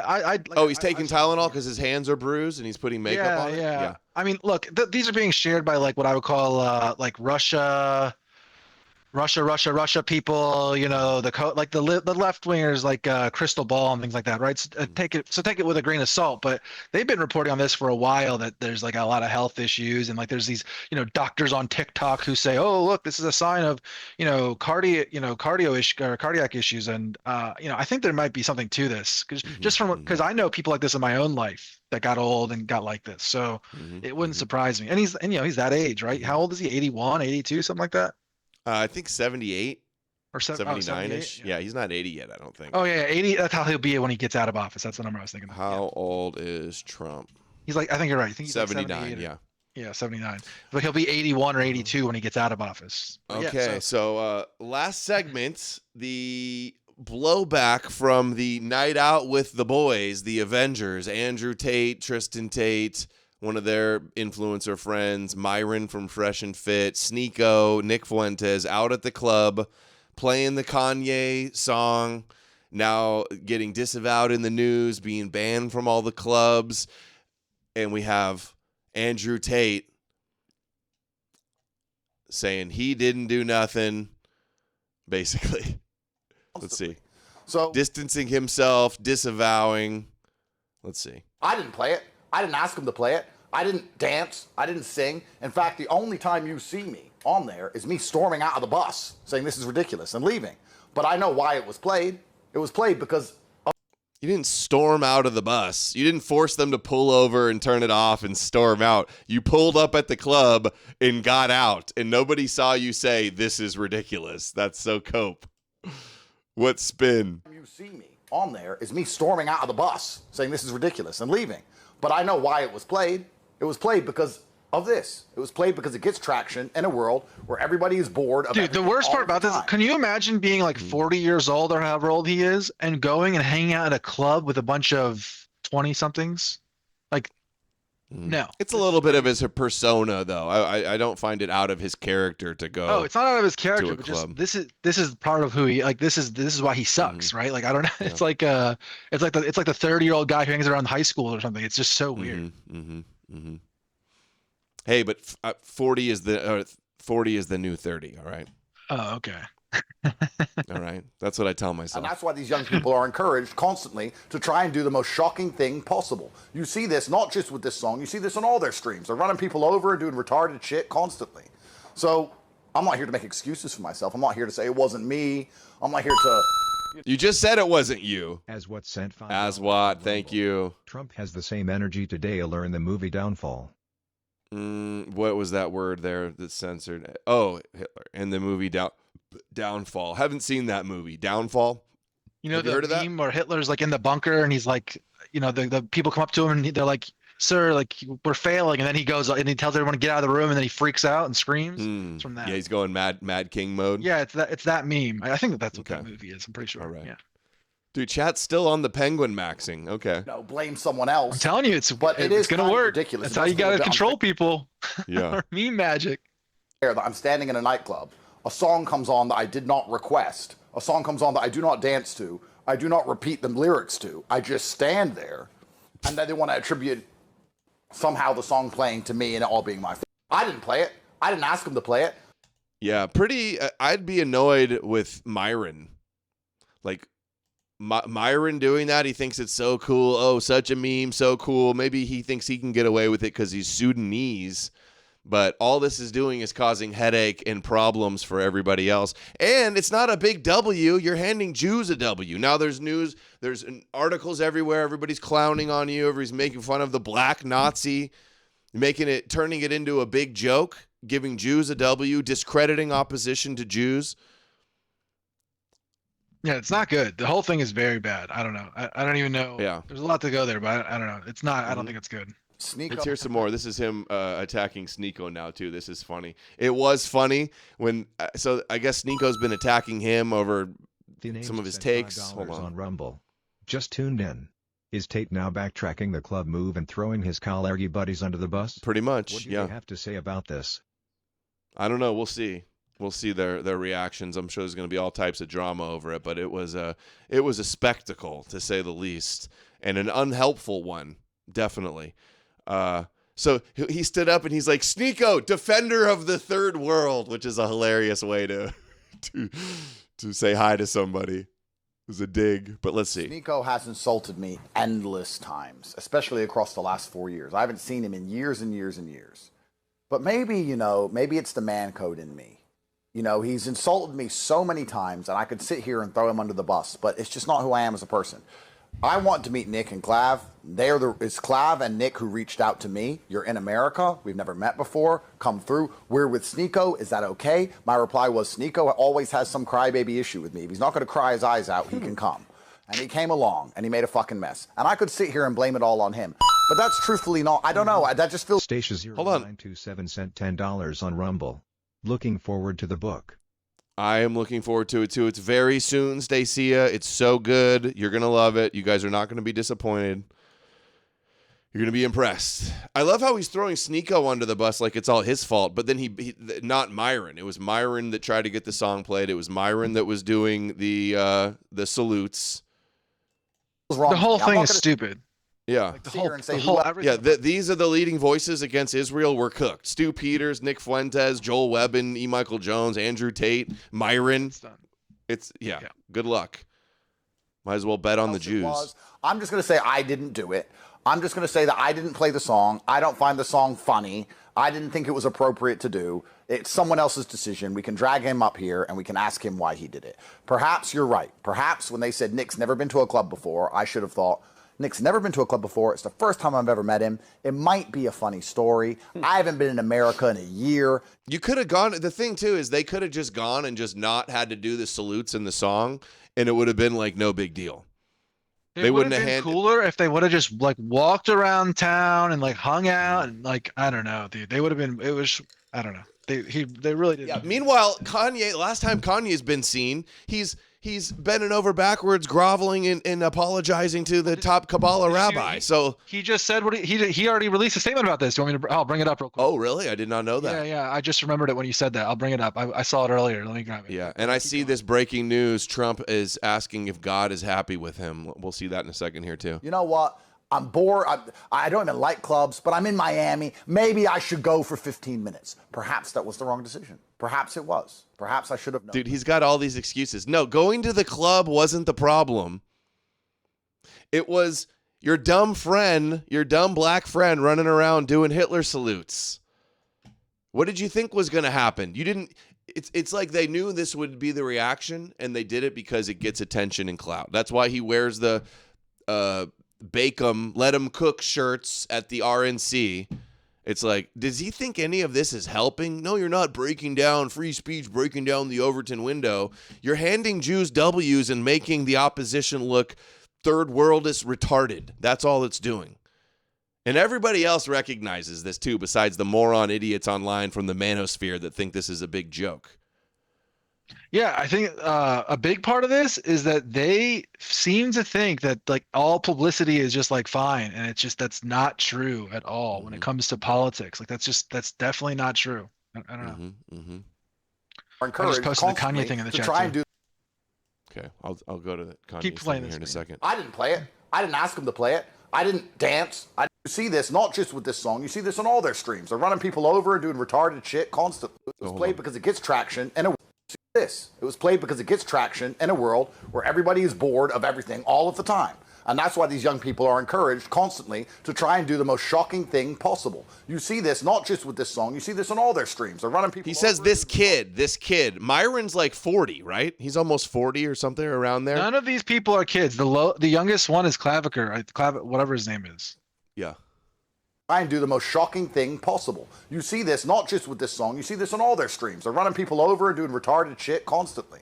So I'm not here to make excuses for myself. I'm not here to say it wasn't me. I'm not here to, blame someone else. But it is kind of ridiculous. It does feel a bit unfair that I'm standing in a nightclub. A song comes on that I did not request. We saw that. This is the same clip. And then I gotta say this too. Another thing, two things I thought of. I don't know if you saw the clips of them walking around town, but like Nick is walking around with these guys, and there was like a guy who approached them with those goggles on. You saw them with the meta goggles, and they chewed him away.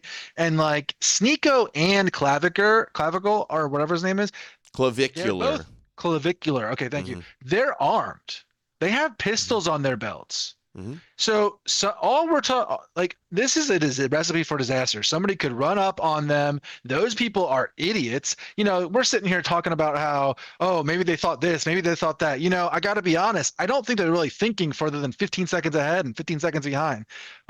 Especially Myron. I don't think that there's any like master grand like plan or strategy. They're just acting impulsively as things come to them, and they're not like, they don't have a whole lot of forethought, I don't think. And I think that this is like a huge issue. So like, imagine if somebody came up and ran up on Nick and those guys when they had a gun, and that person got shot and killed or something horrible happened. This would set back this entire concept of anti-Zionism. It would cause like a national panic is what it would do. And even if they would be in the right, like obviously I don't support anybody like running up on them or anything like that, and I think you should defend yourself, and I'm pro Second Amendment, all those things, but like let's just be very real what's going on here. They're walking around live streaming their location while they're armed, and they're the most hated people in the country. Yeah, not a good idea. That is why they were doing it, and Sneeko like put the camera down and went home and canceled the stream and said they need more security or something. But yeah, it's that's sketch. Okay, hold. Here's Ye said to be frustrated after a group of internet personalities recently played his band song at the club. He's been trying to move away from past controversies. Great. So even Kanye's pissed. Good job, Myron. Real W here. Here's Trump now. Because God put you in this place so that you can. This is the Jewish Hasidic reporter that asked Trump last time about being saved by God. Save the world. Looking back. Funny that the Hasidic Jew ends up asking the best questions. Let's go. Thank you very much. First of all, last year you told me that you believe that the reason you won the election is because God put you in this place so that you could save the world. Looking back 1 year, do you feel like God is proud of the effort that you've put in? I do, actually. I think God is very proud of the job I've done. And that. Wow. God is very proud of him. What do you think he was going to say? No, I don't think I'm going to heaven. No, I've been awful. Well, it's funny because the Christian answer would be like that, nobody knows or something, you know what I mean? Or God willing, he thinks I've done a good job, something like that. It wouldn't be this like, oh yeah, of course he loves what I'm doing. Yeah. God told me I've been a good boy. I'm going to heaven. Do you feel like God is proud of the effort that you've put? I do, actually. I think The Jews are God's chosen people, and they're proud of me. So I guess God's proud of me. Imagine if you said that. Have you seen my approval ratings in Israel or something like that? Of course. Yeah. Netanyahu says I'm the greatest friend Israel's ever had, so I'm pretty sure God's pretty happy about that. Effort that you've put. I do, actually. I think God is very proud of the job I've done, and that includes for religion. We're protecting a lot of people that are being killed, Christians and Jewish people, and lots of people are being protected by me that wouldn't be protected by another type of president. No, I think a lot of people are very proud of the job we've done. We've had an amazing year. This has been one of the greatest years. Even some people that wouldn't necessarily love me instinctively, they're saying this was an incredible year. We've had an incredible. Yeah, those are called Zionists. That's who thinks that. You mean like Barry Weiss? That's who thinks that. Mm-hmm. So Nick, I covered this yesterday. I played the clip. Nick announced that he's about to take a 7-figure gold sponsor deal from top Zionist Mark Levin's former sponsor.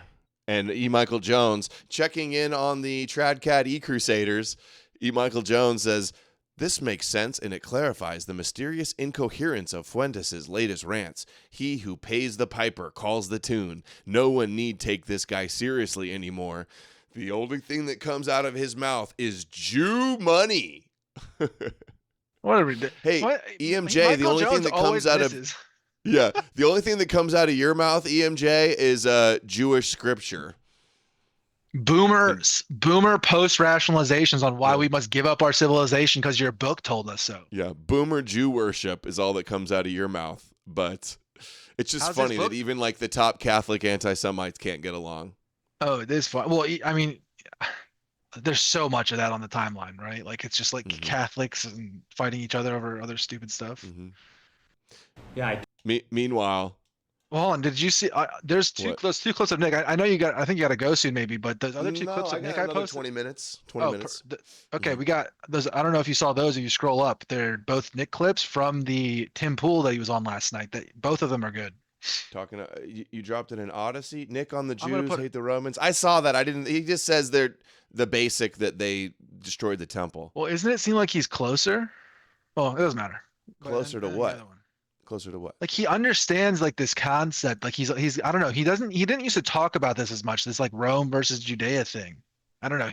He's been seeing the rabbi compilations talking about Edom clearly. So. Yeah, I think so. Yeah. I mean, you believe a Jew created the universe? Yeah, I do. Jesus Christ is the King of Kings, and he knew us before he formed us. I don't even believe he believes that. That is not his conviction.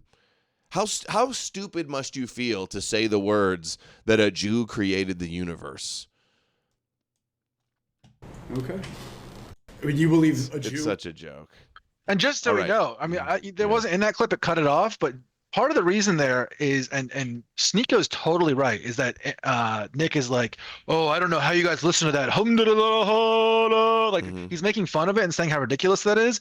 That came out of that. Like that was like mystical Christianity, like Essene Christianity. That's what that was. That was sitting around doing those types of things. So like Sneako totally owned him on that. Jesus would have sounded like that. He probably, the Muslims Aramaic have this argument where similar to it's a Middle Eastern dialect. Yeah, well, the Muslims have this own they always try to give Christians where they say that, oh, Jesus would have said assalamu alaikum or whatever, like Islamic type words. He would have sounded just like that to back then. And they're right. Like the Muslims are right. Like that is how the tradition would have been like seen back then. Yeah, wasn't English. Tell you that. Yeah, it certainly wasn't, European. This is funny now. Now they're the chickens are coming home to roost for their trolling night out. And Sneako has a phone call with his former Jewish friend who's a club promoter or some kind of guy in entertainment that says it's over, you're banned from every club, you're an anti-Semite, we're no longer friends. Well, that's when it's relevant to talk about. And the racist. Hey, what's up? I'm streaming right now. I can see that. You watching? No, I'm not. Oh, let's go. So I'm banned from everything? You're banned from virtually. Am I on stream? I don't want my face on stream. Oh, okay, yeah, just put your. Oh, see, okay. You're virtually banned from every single hospitality group in the United States. Like what? Tao Group, Groot Hospitality, H-Root Group, virtually every restaurant, every venue, every nightclub. You're pretty much banned for your anti-Semitic remarks and your absolute racism and your hatred towards Jews. Oh, yeah, but Jews have no power, right? None, and they don't exercise any of it. By the way, they can literally ban you from every club and bar in the country, according to them. But if you talk about it, that's hateful. Remember that. Yeah. No, it is such a joke. But also it shows how delusional they are. They think, oh, we're taking the country back by going out and behaving like they behaved. And what does it end up doing? They get crushed. It makes them more famous, infamous. But ultimately, this benefits Jews. It really does. All right, here we go. We are friends. You don't want to be friends anymore? Oh, I haven't been your friend in over a year, my man. Your anti-Semitism is blatantly disgusting. It's very, very offensive. I've hosted you thousands of times, taken care of you. I've been a true friend, and all I've ever received from you is hatred, racism, and just anti-Semitism. When have I been racist or hateful towards you? You always say smirky remarks. It's always been. You're not allowed to joke around with Jews. Smirky. Remember this too. Yeah, hold on. Remember this too. Sneeko considers himself Jewish. Yeah, he's part Jewish. He was just confronted by a couple of Israelis, Jews, when he was hanging out. I think it was in Miami, maybe it was in New York. Doesn't matter. They came up to him and they were like, "Oh, you're anti-Semite," and he turned around. And he's like, "What are you talking about? I'm a Jew." And he basically grilled him, and he went back and forth, and he kind of got the better end of that argument. So he sees himself as a Jewish convert to Islam, okay? And this is happening to him still even. So what we're listening to is two Jews, they're putting on a show for everybody. This is ridiculous. In what other context would this make sense if you and I sat here being like, "Oh, you're not allowed because you're anti-white," the whole context of this is so stupid. Yeah, I should probably have played this first. This is more important. Miami local news reporting on the HH in the club. And this is what always happens. Oh, you think it's a W? No, the local news covers it. International news, all the news covers it. They make an example of you. You give them the imagery and the sound bites that they want. You give them the headlines they want. And then they make a big spectacle out of it. And then you embolden their victimhood and makes the anti-Jew people look like Myron. That's your spokesman. Yeah. That's your figurehead. That's your poster boy. And people think this is going to turn out well. Criticism of Jews and Zionism needs to be done in a way that doesn't continue this cycle. And I know that makes it difficult, and it makes it feel like we have one hand tied behind our back. But that's the reality of what we're dealing with. Because if we try to cheat and we try to play into this cycle, we lose every time. That's basically the trick that's the trap we're in. It's like a Chinese finger trap, you guys. And if we do it like that, we're gonna lose every single time. People laughing and celebrating Heil Hitler and Adolf Hitler. I cannot believe we're even seeing this and witnessing Miami Beach. A Miami Beach nightclub catching heat, accused of celebrating hate with a song about Hitler. Absolute disgust. Disgusted, horrified. City leaders reacting to videos making the Great rounds job. on social media. You get the whole community to unite against anti-Semitism now. That's the only outcome that comes from this stuff. That's just reality. Sorry, that's not my opinion. That's just the reality of the situation. Oh, trolls and anons online give something a like or post a meme. Oh, you're really defeating Zog with this. The Kanye handing them easy W's, giving them ammunition. A West song with the lyrics Heil Hitler over and over again. The same men seen in the club, known as controversial influencers, are also in a video from a limo. In that one, they're singing, and one of them is performing a Nazi salute. To have people in our city celebrating this. Animals. And also, real quick, Doing this in Miami is wild. I just got to point that out too. You might as well okay, like Miami, New York, LA are three like central hubs of like secular Jewish power as well as religious Jewish power. Like everyone here, like everyone needs to understand that that's just the reality. Those three cities are like that in America. And like doing anything like this in those three places, like the location is very stupid. Like it's just like what did they think was going to happen? Yeah. Are they surprised by this?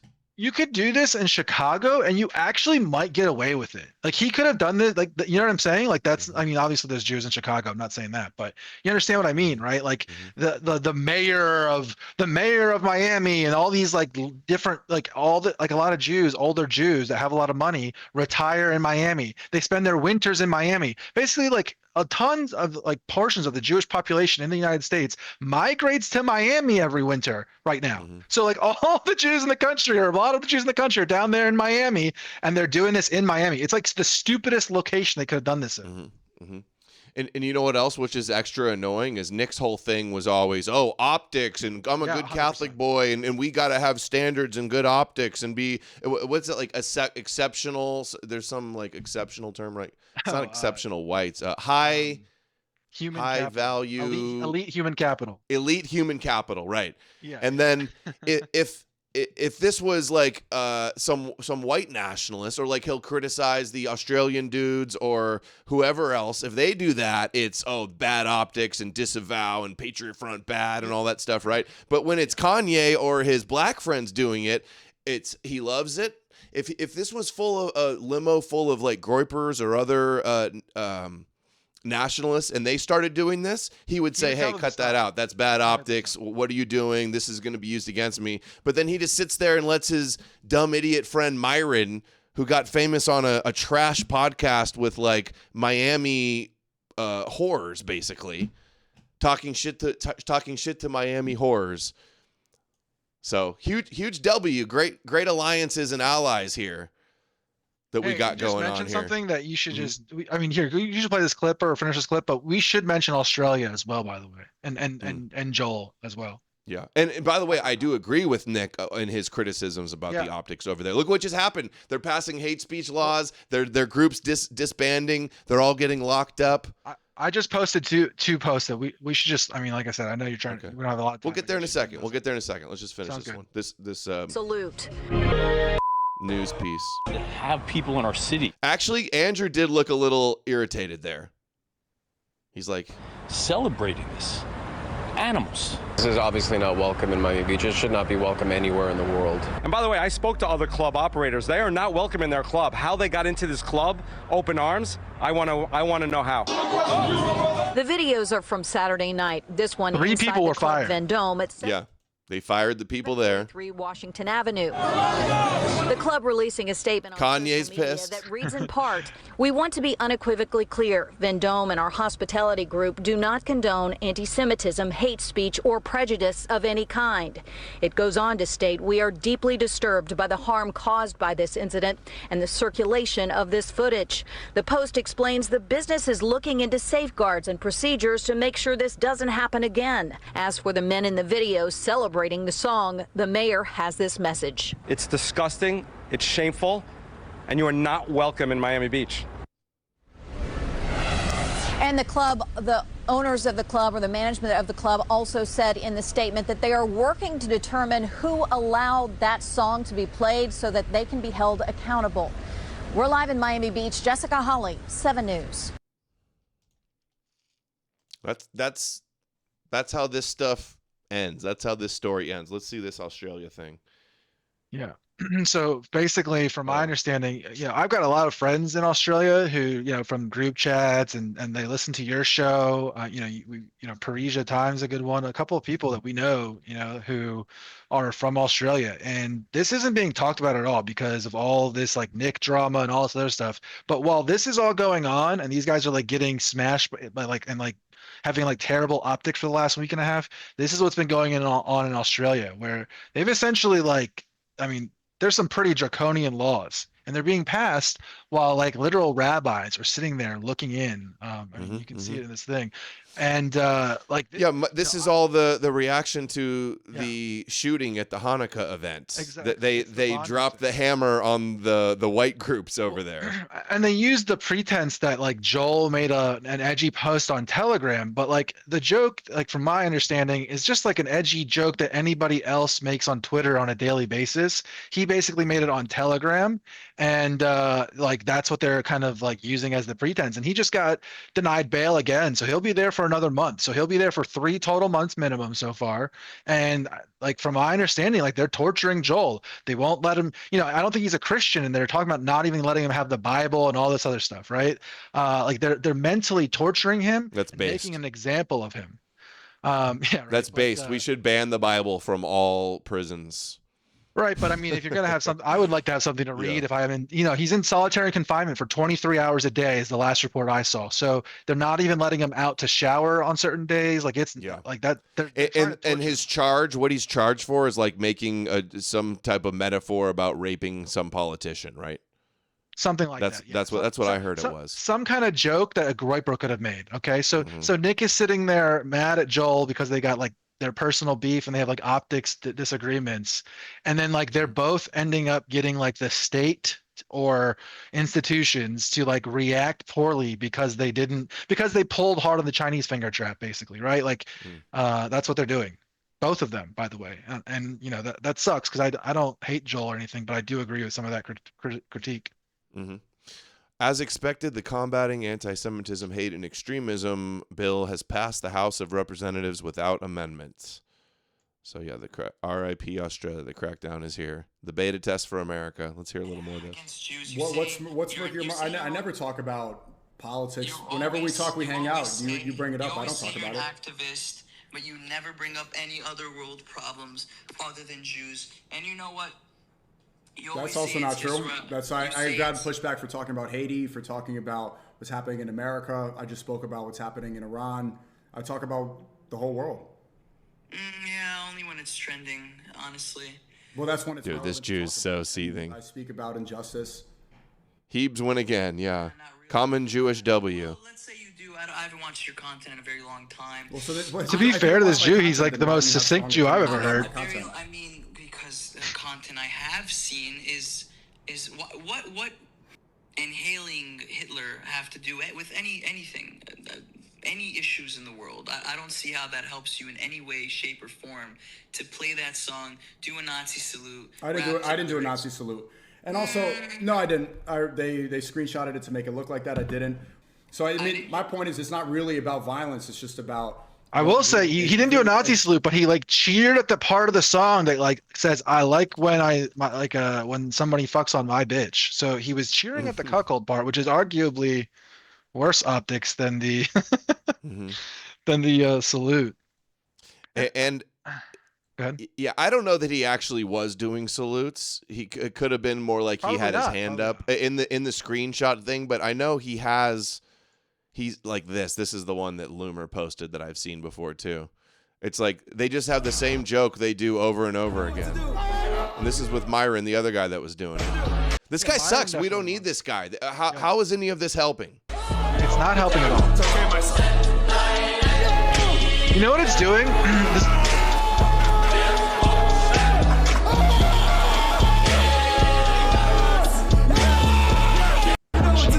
How many times can they do this joke too? Yeah. You know what it's doing? I said this to you the other day too when we were talking. What it's doing is everyone knows from like high school and growing up, like there was these loser kids who were always the eternal losers, always getting into trouble, always getting to no good. They probably had like bad upbringings and all this other stuff. Everyone knows what I'm talking about, those types of kids.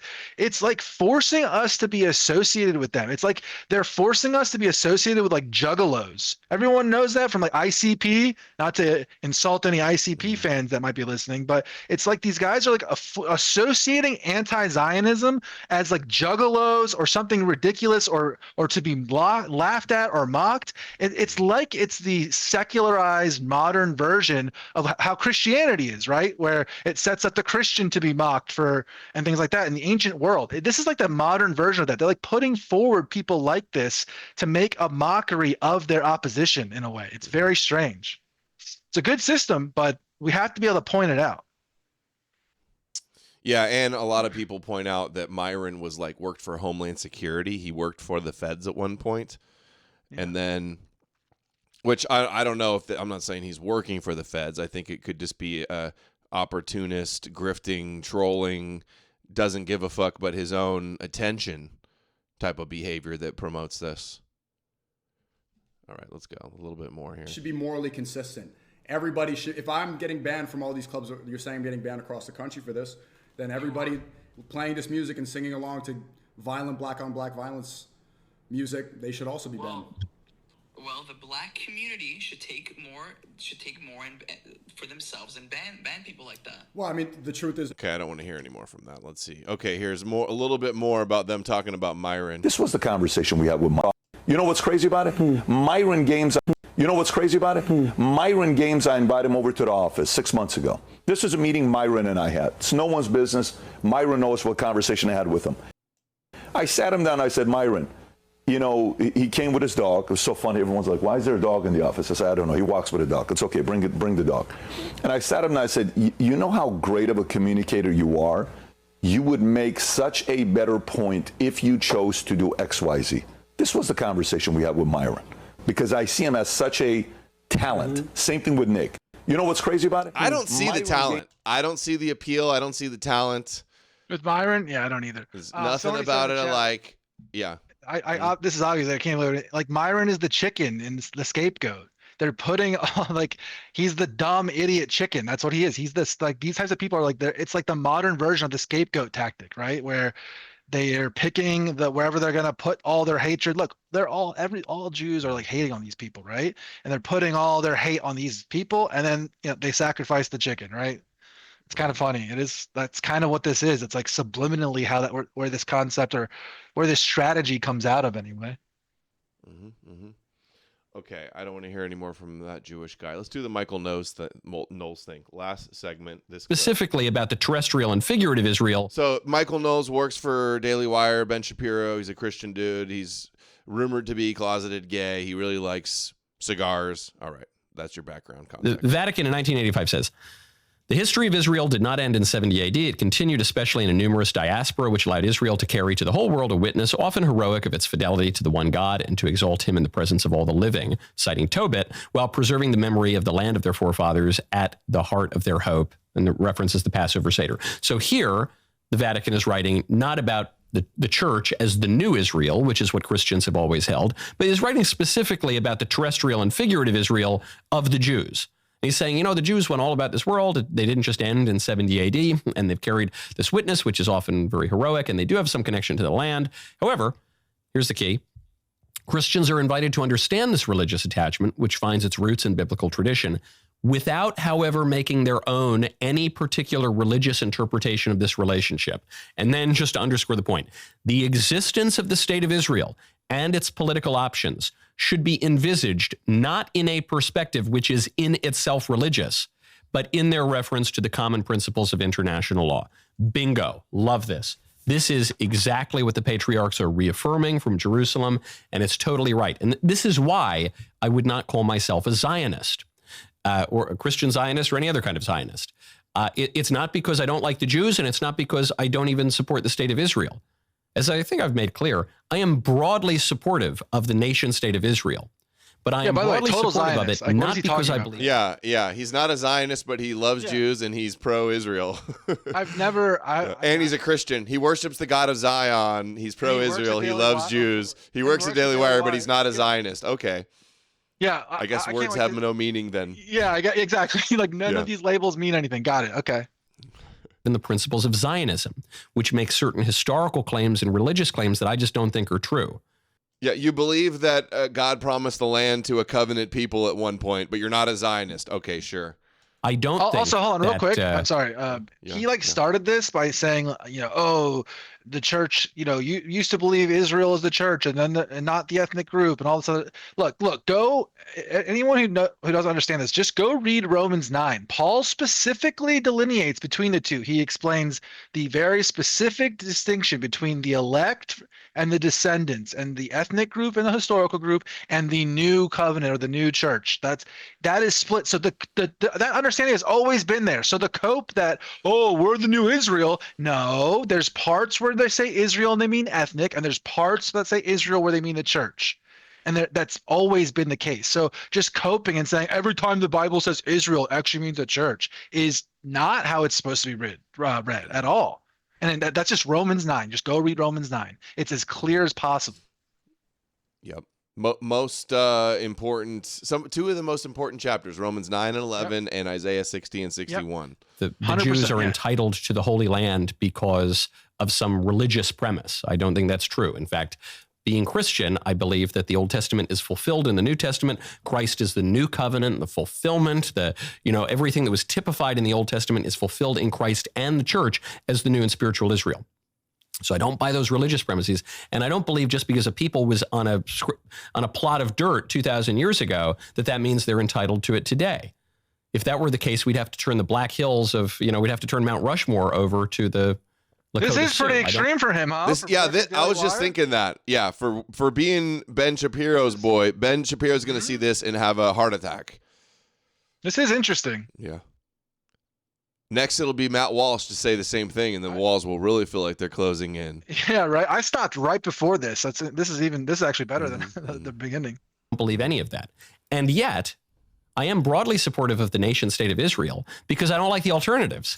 I don't like the idea of giving Iran there it is. Oh, they hate Muslims I don't so think the Muslims much. have been particularly protective of the holy sites. Sometimes they've been better. See, this is the thing too. This is the scapegoat in the Ishmael role. That it's like, well, he just supports the Jews because Islam is so bad, right?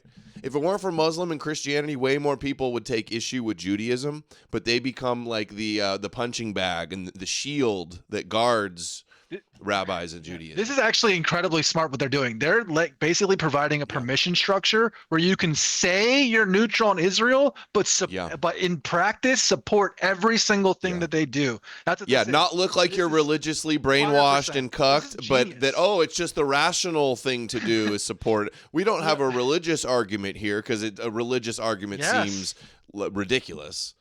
Well, we're sitting here laughing like, oh, I wonder what Ben Shapiro thinks about this. But, this is smart enough that Ben Shapiro might have crafted this. Yeah, you're good point. He likes this. They spoke about this on the phone yesterday. Yeah, just give him a good secular. Don't make it look like you're totally could be the case. Yeah, dude, this is actually genius. This is good. Right. For them. And others, but the Ottoman Empire doesn't exist anymore. The current options in the Holy Land are not great, and we're probably not reestablishing Baldwin's kingdom anytime soon. So as a practical political matter, then also on the point of international law, the Jews were bequeathed some of this territory by the British Empire, which had control of it after the Ottoman Empire. They then had a declaration from the United Nations purporting to advance international law, and they fought a war of conquest. So any way you slice it, it seems to me that a war of conquest. That's a pretty broad. That's a pretty big definition. That is not Zionism, and it doesn't imply anything as a matter of biblical prophecy for the modern nation state of Israel. You can support Israel if you want. You don't have to support the nation state of Israel, but if you do, you can do so without adhering to the relatively novel theology of Christian Zionism. You can like the Jews. I love the Jews. I grew up in New York. I'm very philo-Semitic. It's basically the argument, if you think about it. He's saying we should, even if you're not religious, you should support Israel. That's basically all he's really saying. This is right here. This has been group tested, focus tested. This is a wonderfully crafted point. You got to rewind it a couple seconds. You just missed the funniest thing he just said. Okay. What was it? Christian Zionism. You can like the Jews. I love the Jews. I grew up in New York. I'm very philo-Semitic, okay? If you told me if I had to make a choice between hanging out and eating a pastrami sandwich with the guys who make pastrami sandwiches and eating shawarma with the guys who make shawarma, I'm taking the pastrami sandwich 100 out of 100 times, okay? That's maybe pretty 999 out of 1,000 times. Pretty racist. The pastrami sandwich. Hold on. You don't want any variety. You can't. Who doesn't? All right, I disagree with this statement. I like both, to be honest. I like shawarmas and I like deli sandwiches. It's like the reframing or a rehash version of the who would you want to have a beer with, right? Where Yeah. it speaks down to the lowest, most base, like mid to low IQ watcher. Yeah, pastrami sandwich or a kebab, Goy? What's it gonna be? Which way, Western man? Pastrami or kebab? Dude, this is genius. This is how you got, like, people have to understand 90% of people or more, that this is how they get their information, and this is how they get their identity, and this is how they get their political ideas. It's through vibes like this. It's crazy. Philo-Semitic and not adhere to the relatively novel ideology of Christian Zionism. That's clearly what the patriarchs of Jerusalem are saying. Anyone suggest to write off like it's only Christian Zionism, like the idea of Zionism is built in the cake. It's Judaism is Zionism. Let's get real. The idea of the Bible, it's just Torahism. It's not the idea of the Jews having the Holy Land and it being a promised land and a covenant people is not a Christian Zionist, modern Christian Zionist idea. It's a Jewish Torah idea. The only reason we give a shit about that land is because of the Bible and the Torah. Right. And like, no, it's just because of Schofield. Schofield did it all. It's all Schofield's fault. It's more Schofield scapegoating. Yeah. That this is a break with tradition or anti-Semitic or anything like that, I think is just totally insane. All I would ask him, I would be like, do you believe God set boundaries in the Torah for the promised land? And if he says yes, I'll be like, okay, well then you're a Zionist then. Also, I'm curious if he personally believes that Jesus is going to be returning because of this. Yeah, that's the other thing too. He'll be like, I don't think this is prophecy, but it's like, don't you think Jesus is going to return and defeat the Antichrist? Where is that going to happen? And then the other not in a Muslim-controlled Palestine, I'll tell you that. Yeah, for sure. Well, the other thing too is the Catholic position, from my understanding, I've asked this question of a lot of people in the Catholic Church, and this is basically my broad understanding is that, and this is what it says in the Catholic Catechism as well, that differences in eschatology and end times prophecies, like what various people or priests or members think, is actually not dogmatic. It's not schismatic, is what they say. So you can hold basically any eschatology and be a Catholic and not be excommunicated, not be kicked out. So what I would say to that is, how many Catholics are like also getting the left behind theology bleed-in type stuff, the Antichrist? Oh, they believe in the end times still. They believe in an apocalypse. Exactly. They believe in Armageddon. They believe in Revelation. 100%. They go like, oh, those Schofield Zionists and their rapture cult. Like, dude, you're in the end times cult too. All of them are. Yeah, exactly. But I gotta wrap. Awesome. I gotta go. Thanks for joining again. 2-hour show. Nowhere near the goal. I'm disappointed with you guys. Do you want me to stream every day or not? Because if I don't see the support, I'm not going to be able to do it. But we leave a comment. The Bitcoin crash stuff. Yeah, I know it is rough out there for people. I do understand. And the book will be for sale very soon. Leave a comment, clip the show, share the link, give it a like, subscribe star link below if you want to support the show as well. Thanks, Amalek, for joining. Powerful show, important stuff. I'll be back tomorrow. Same time. Love you all. Take care. I'll see you soon.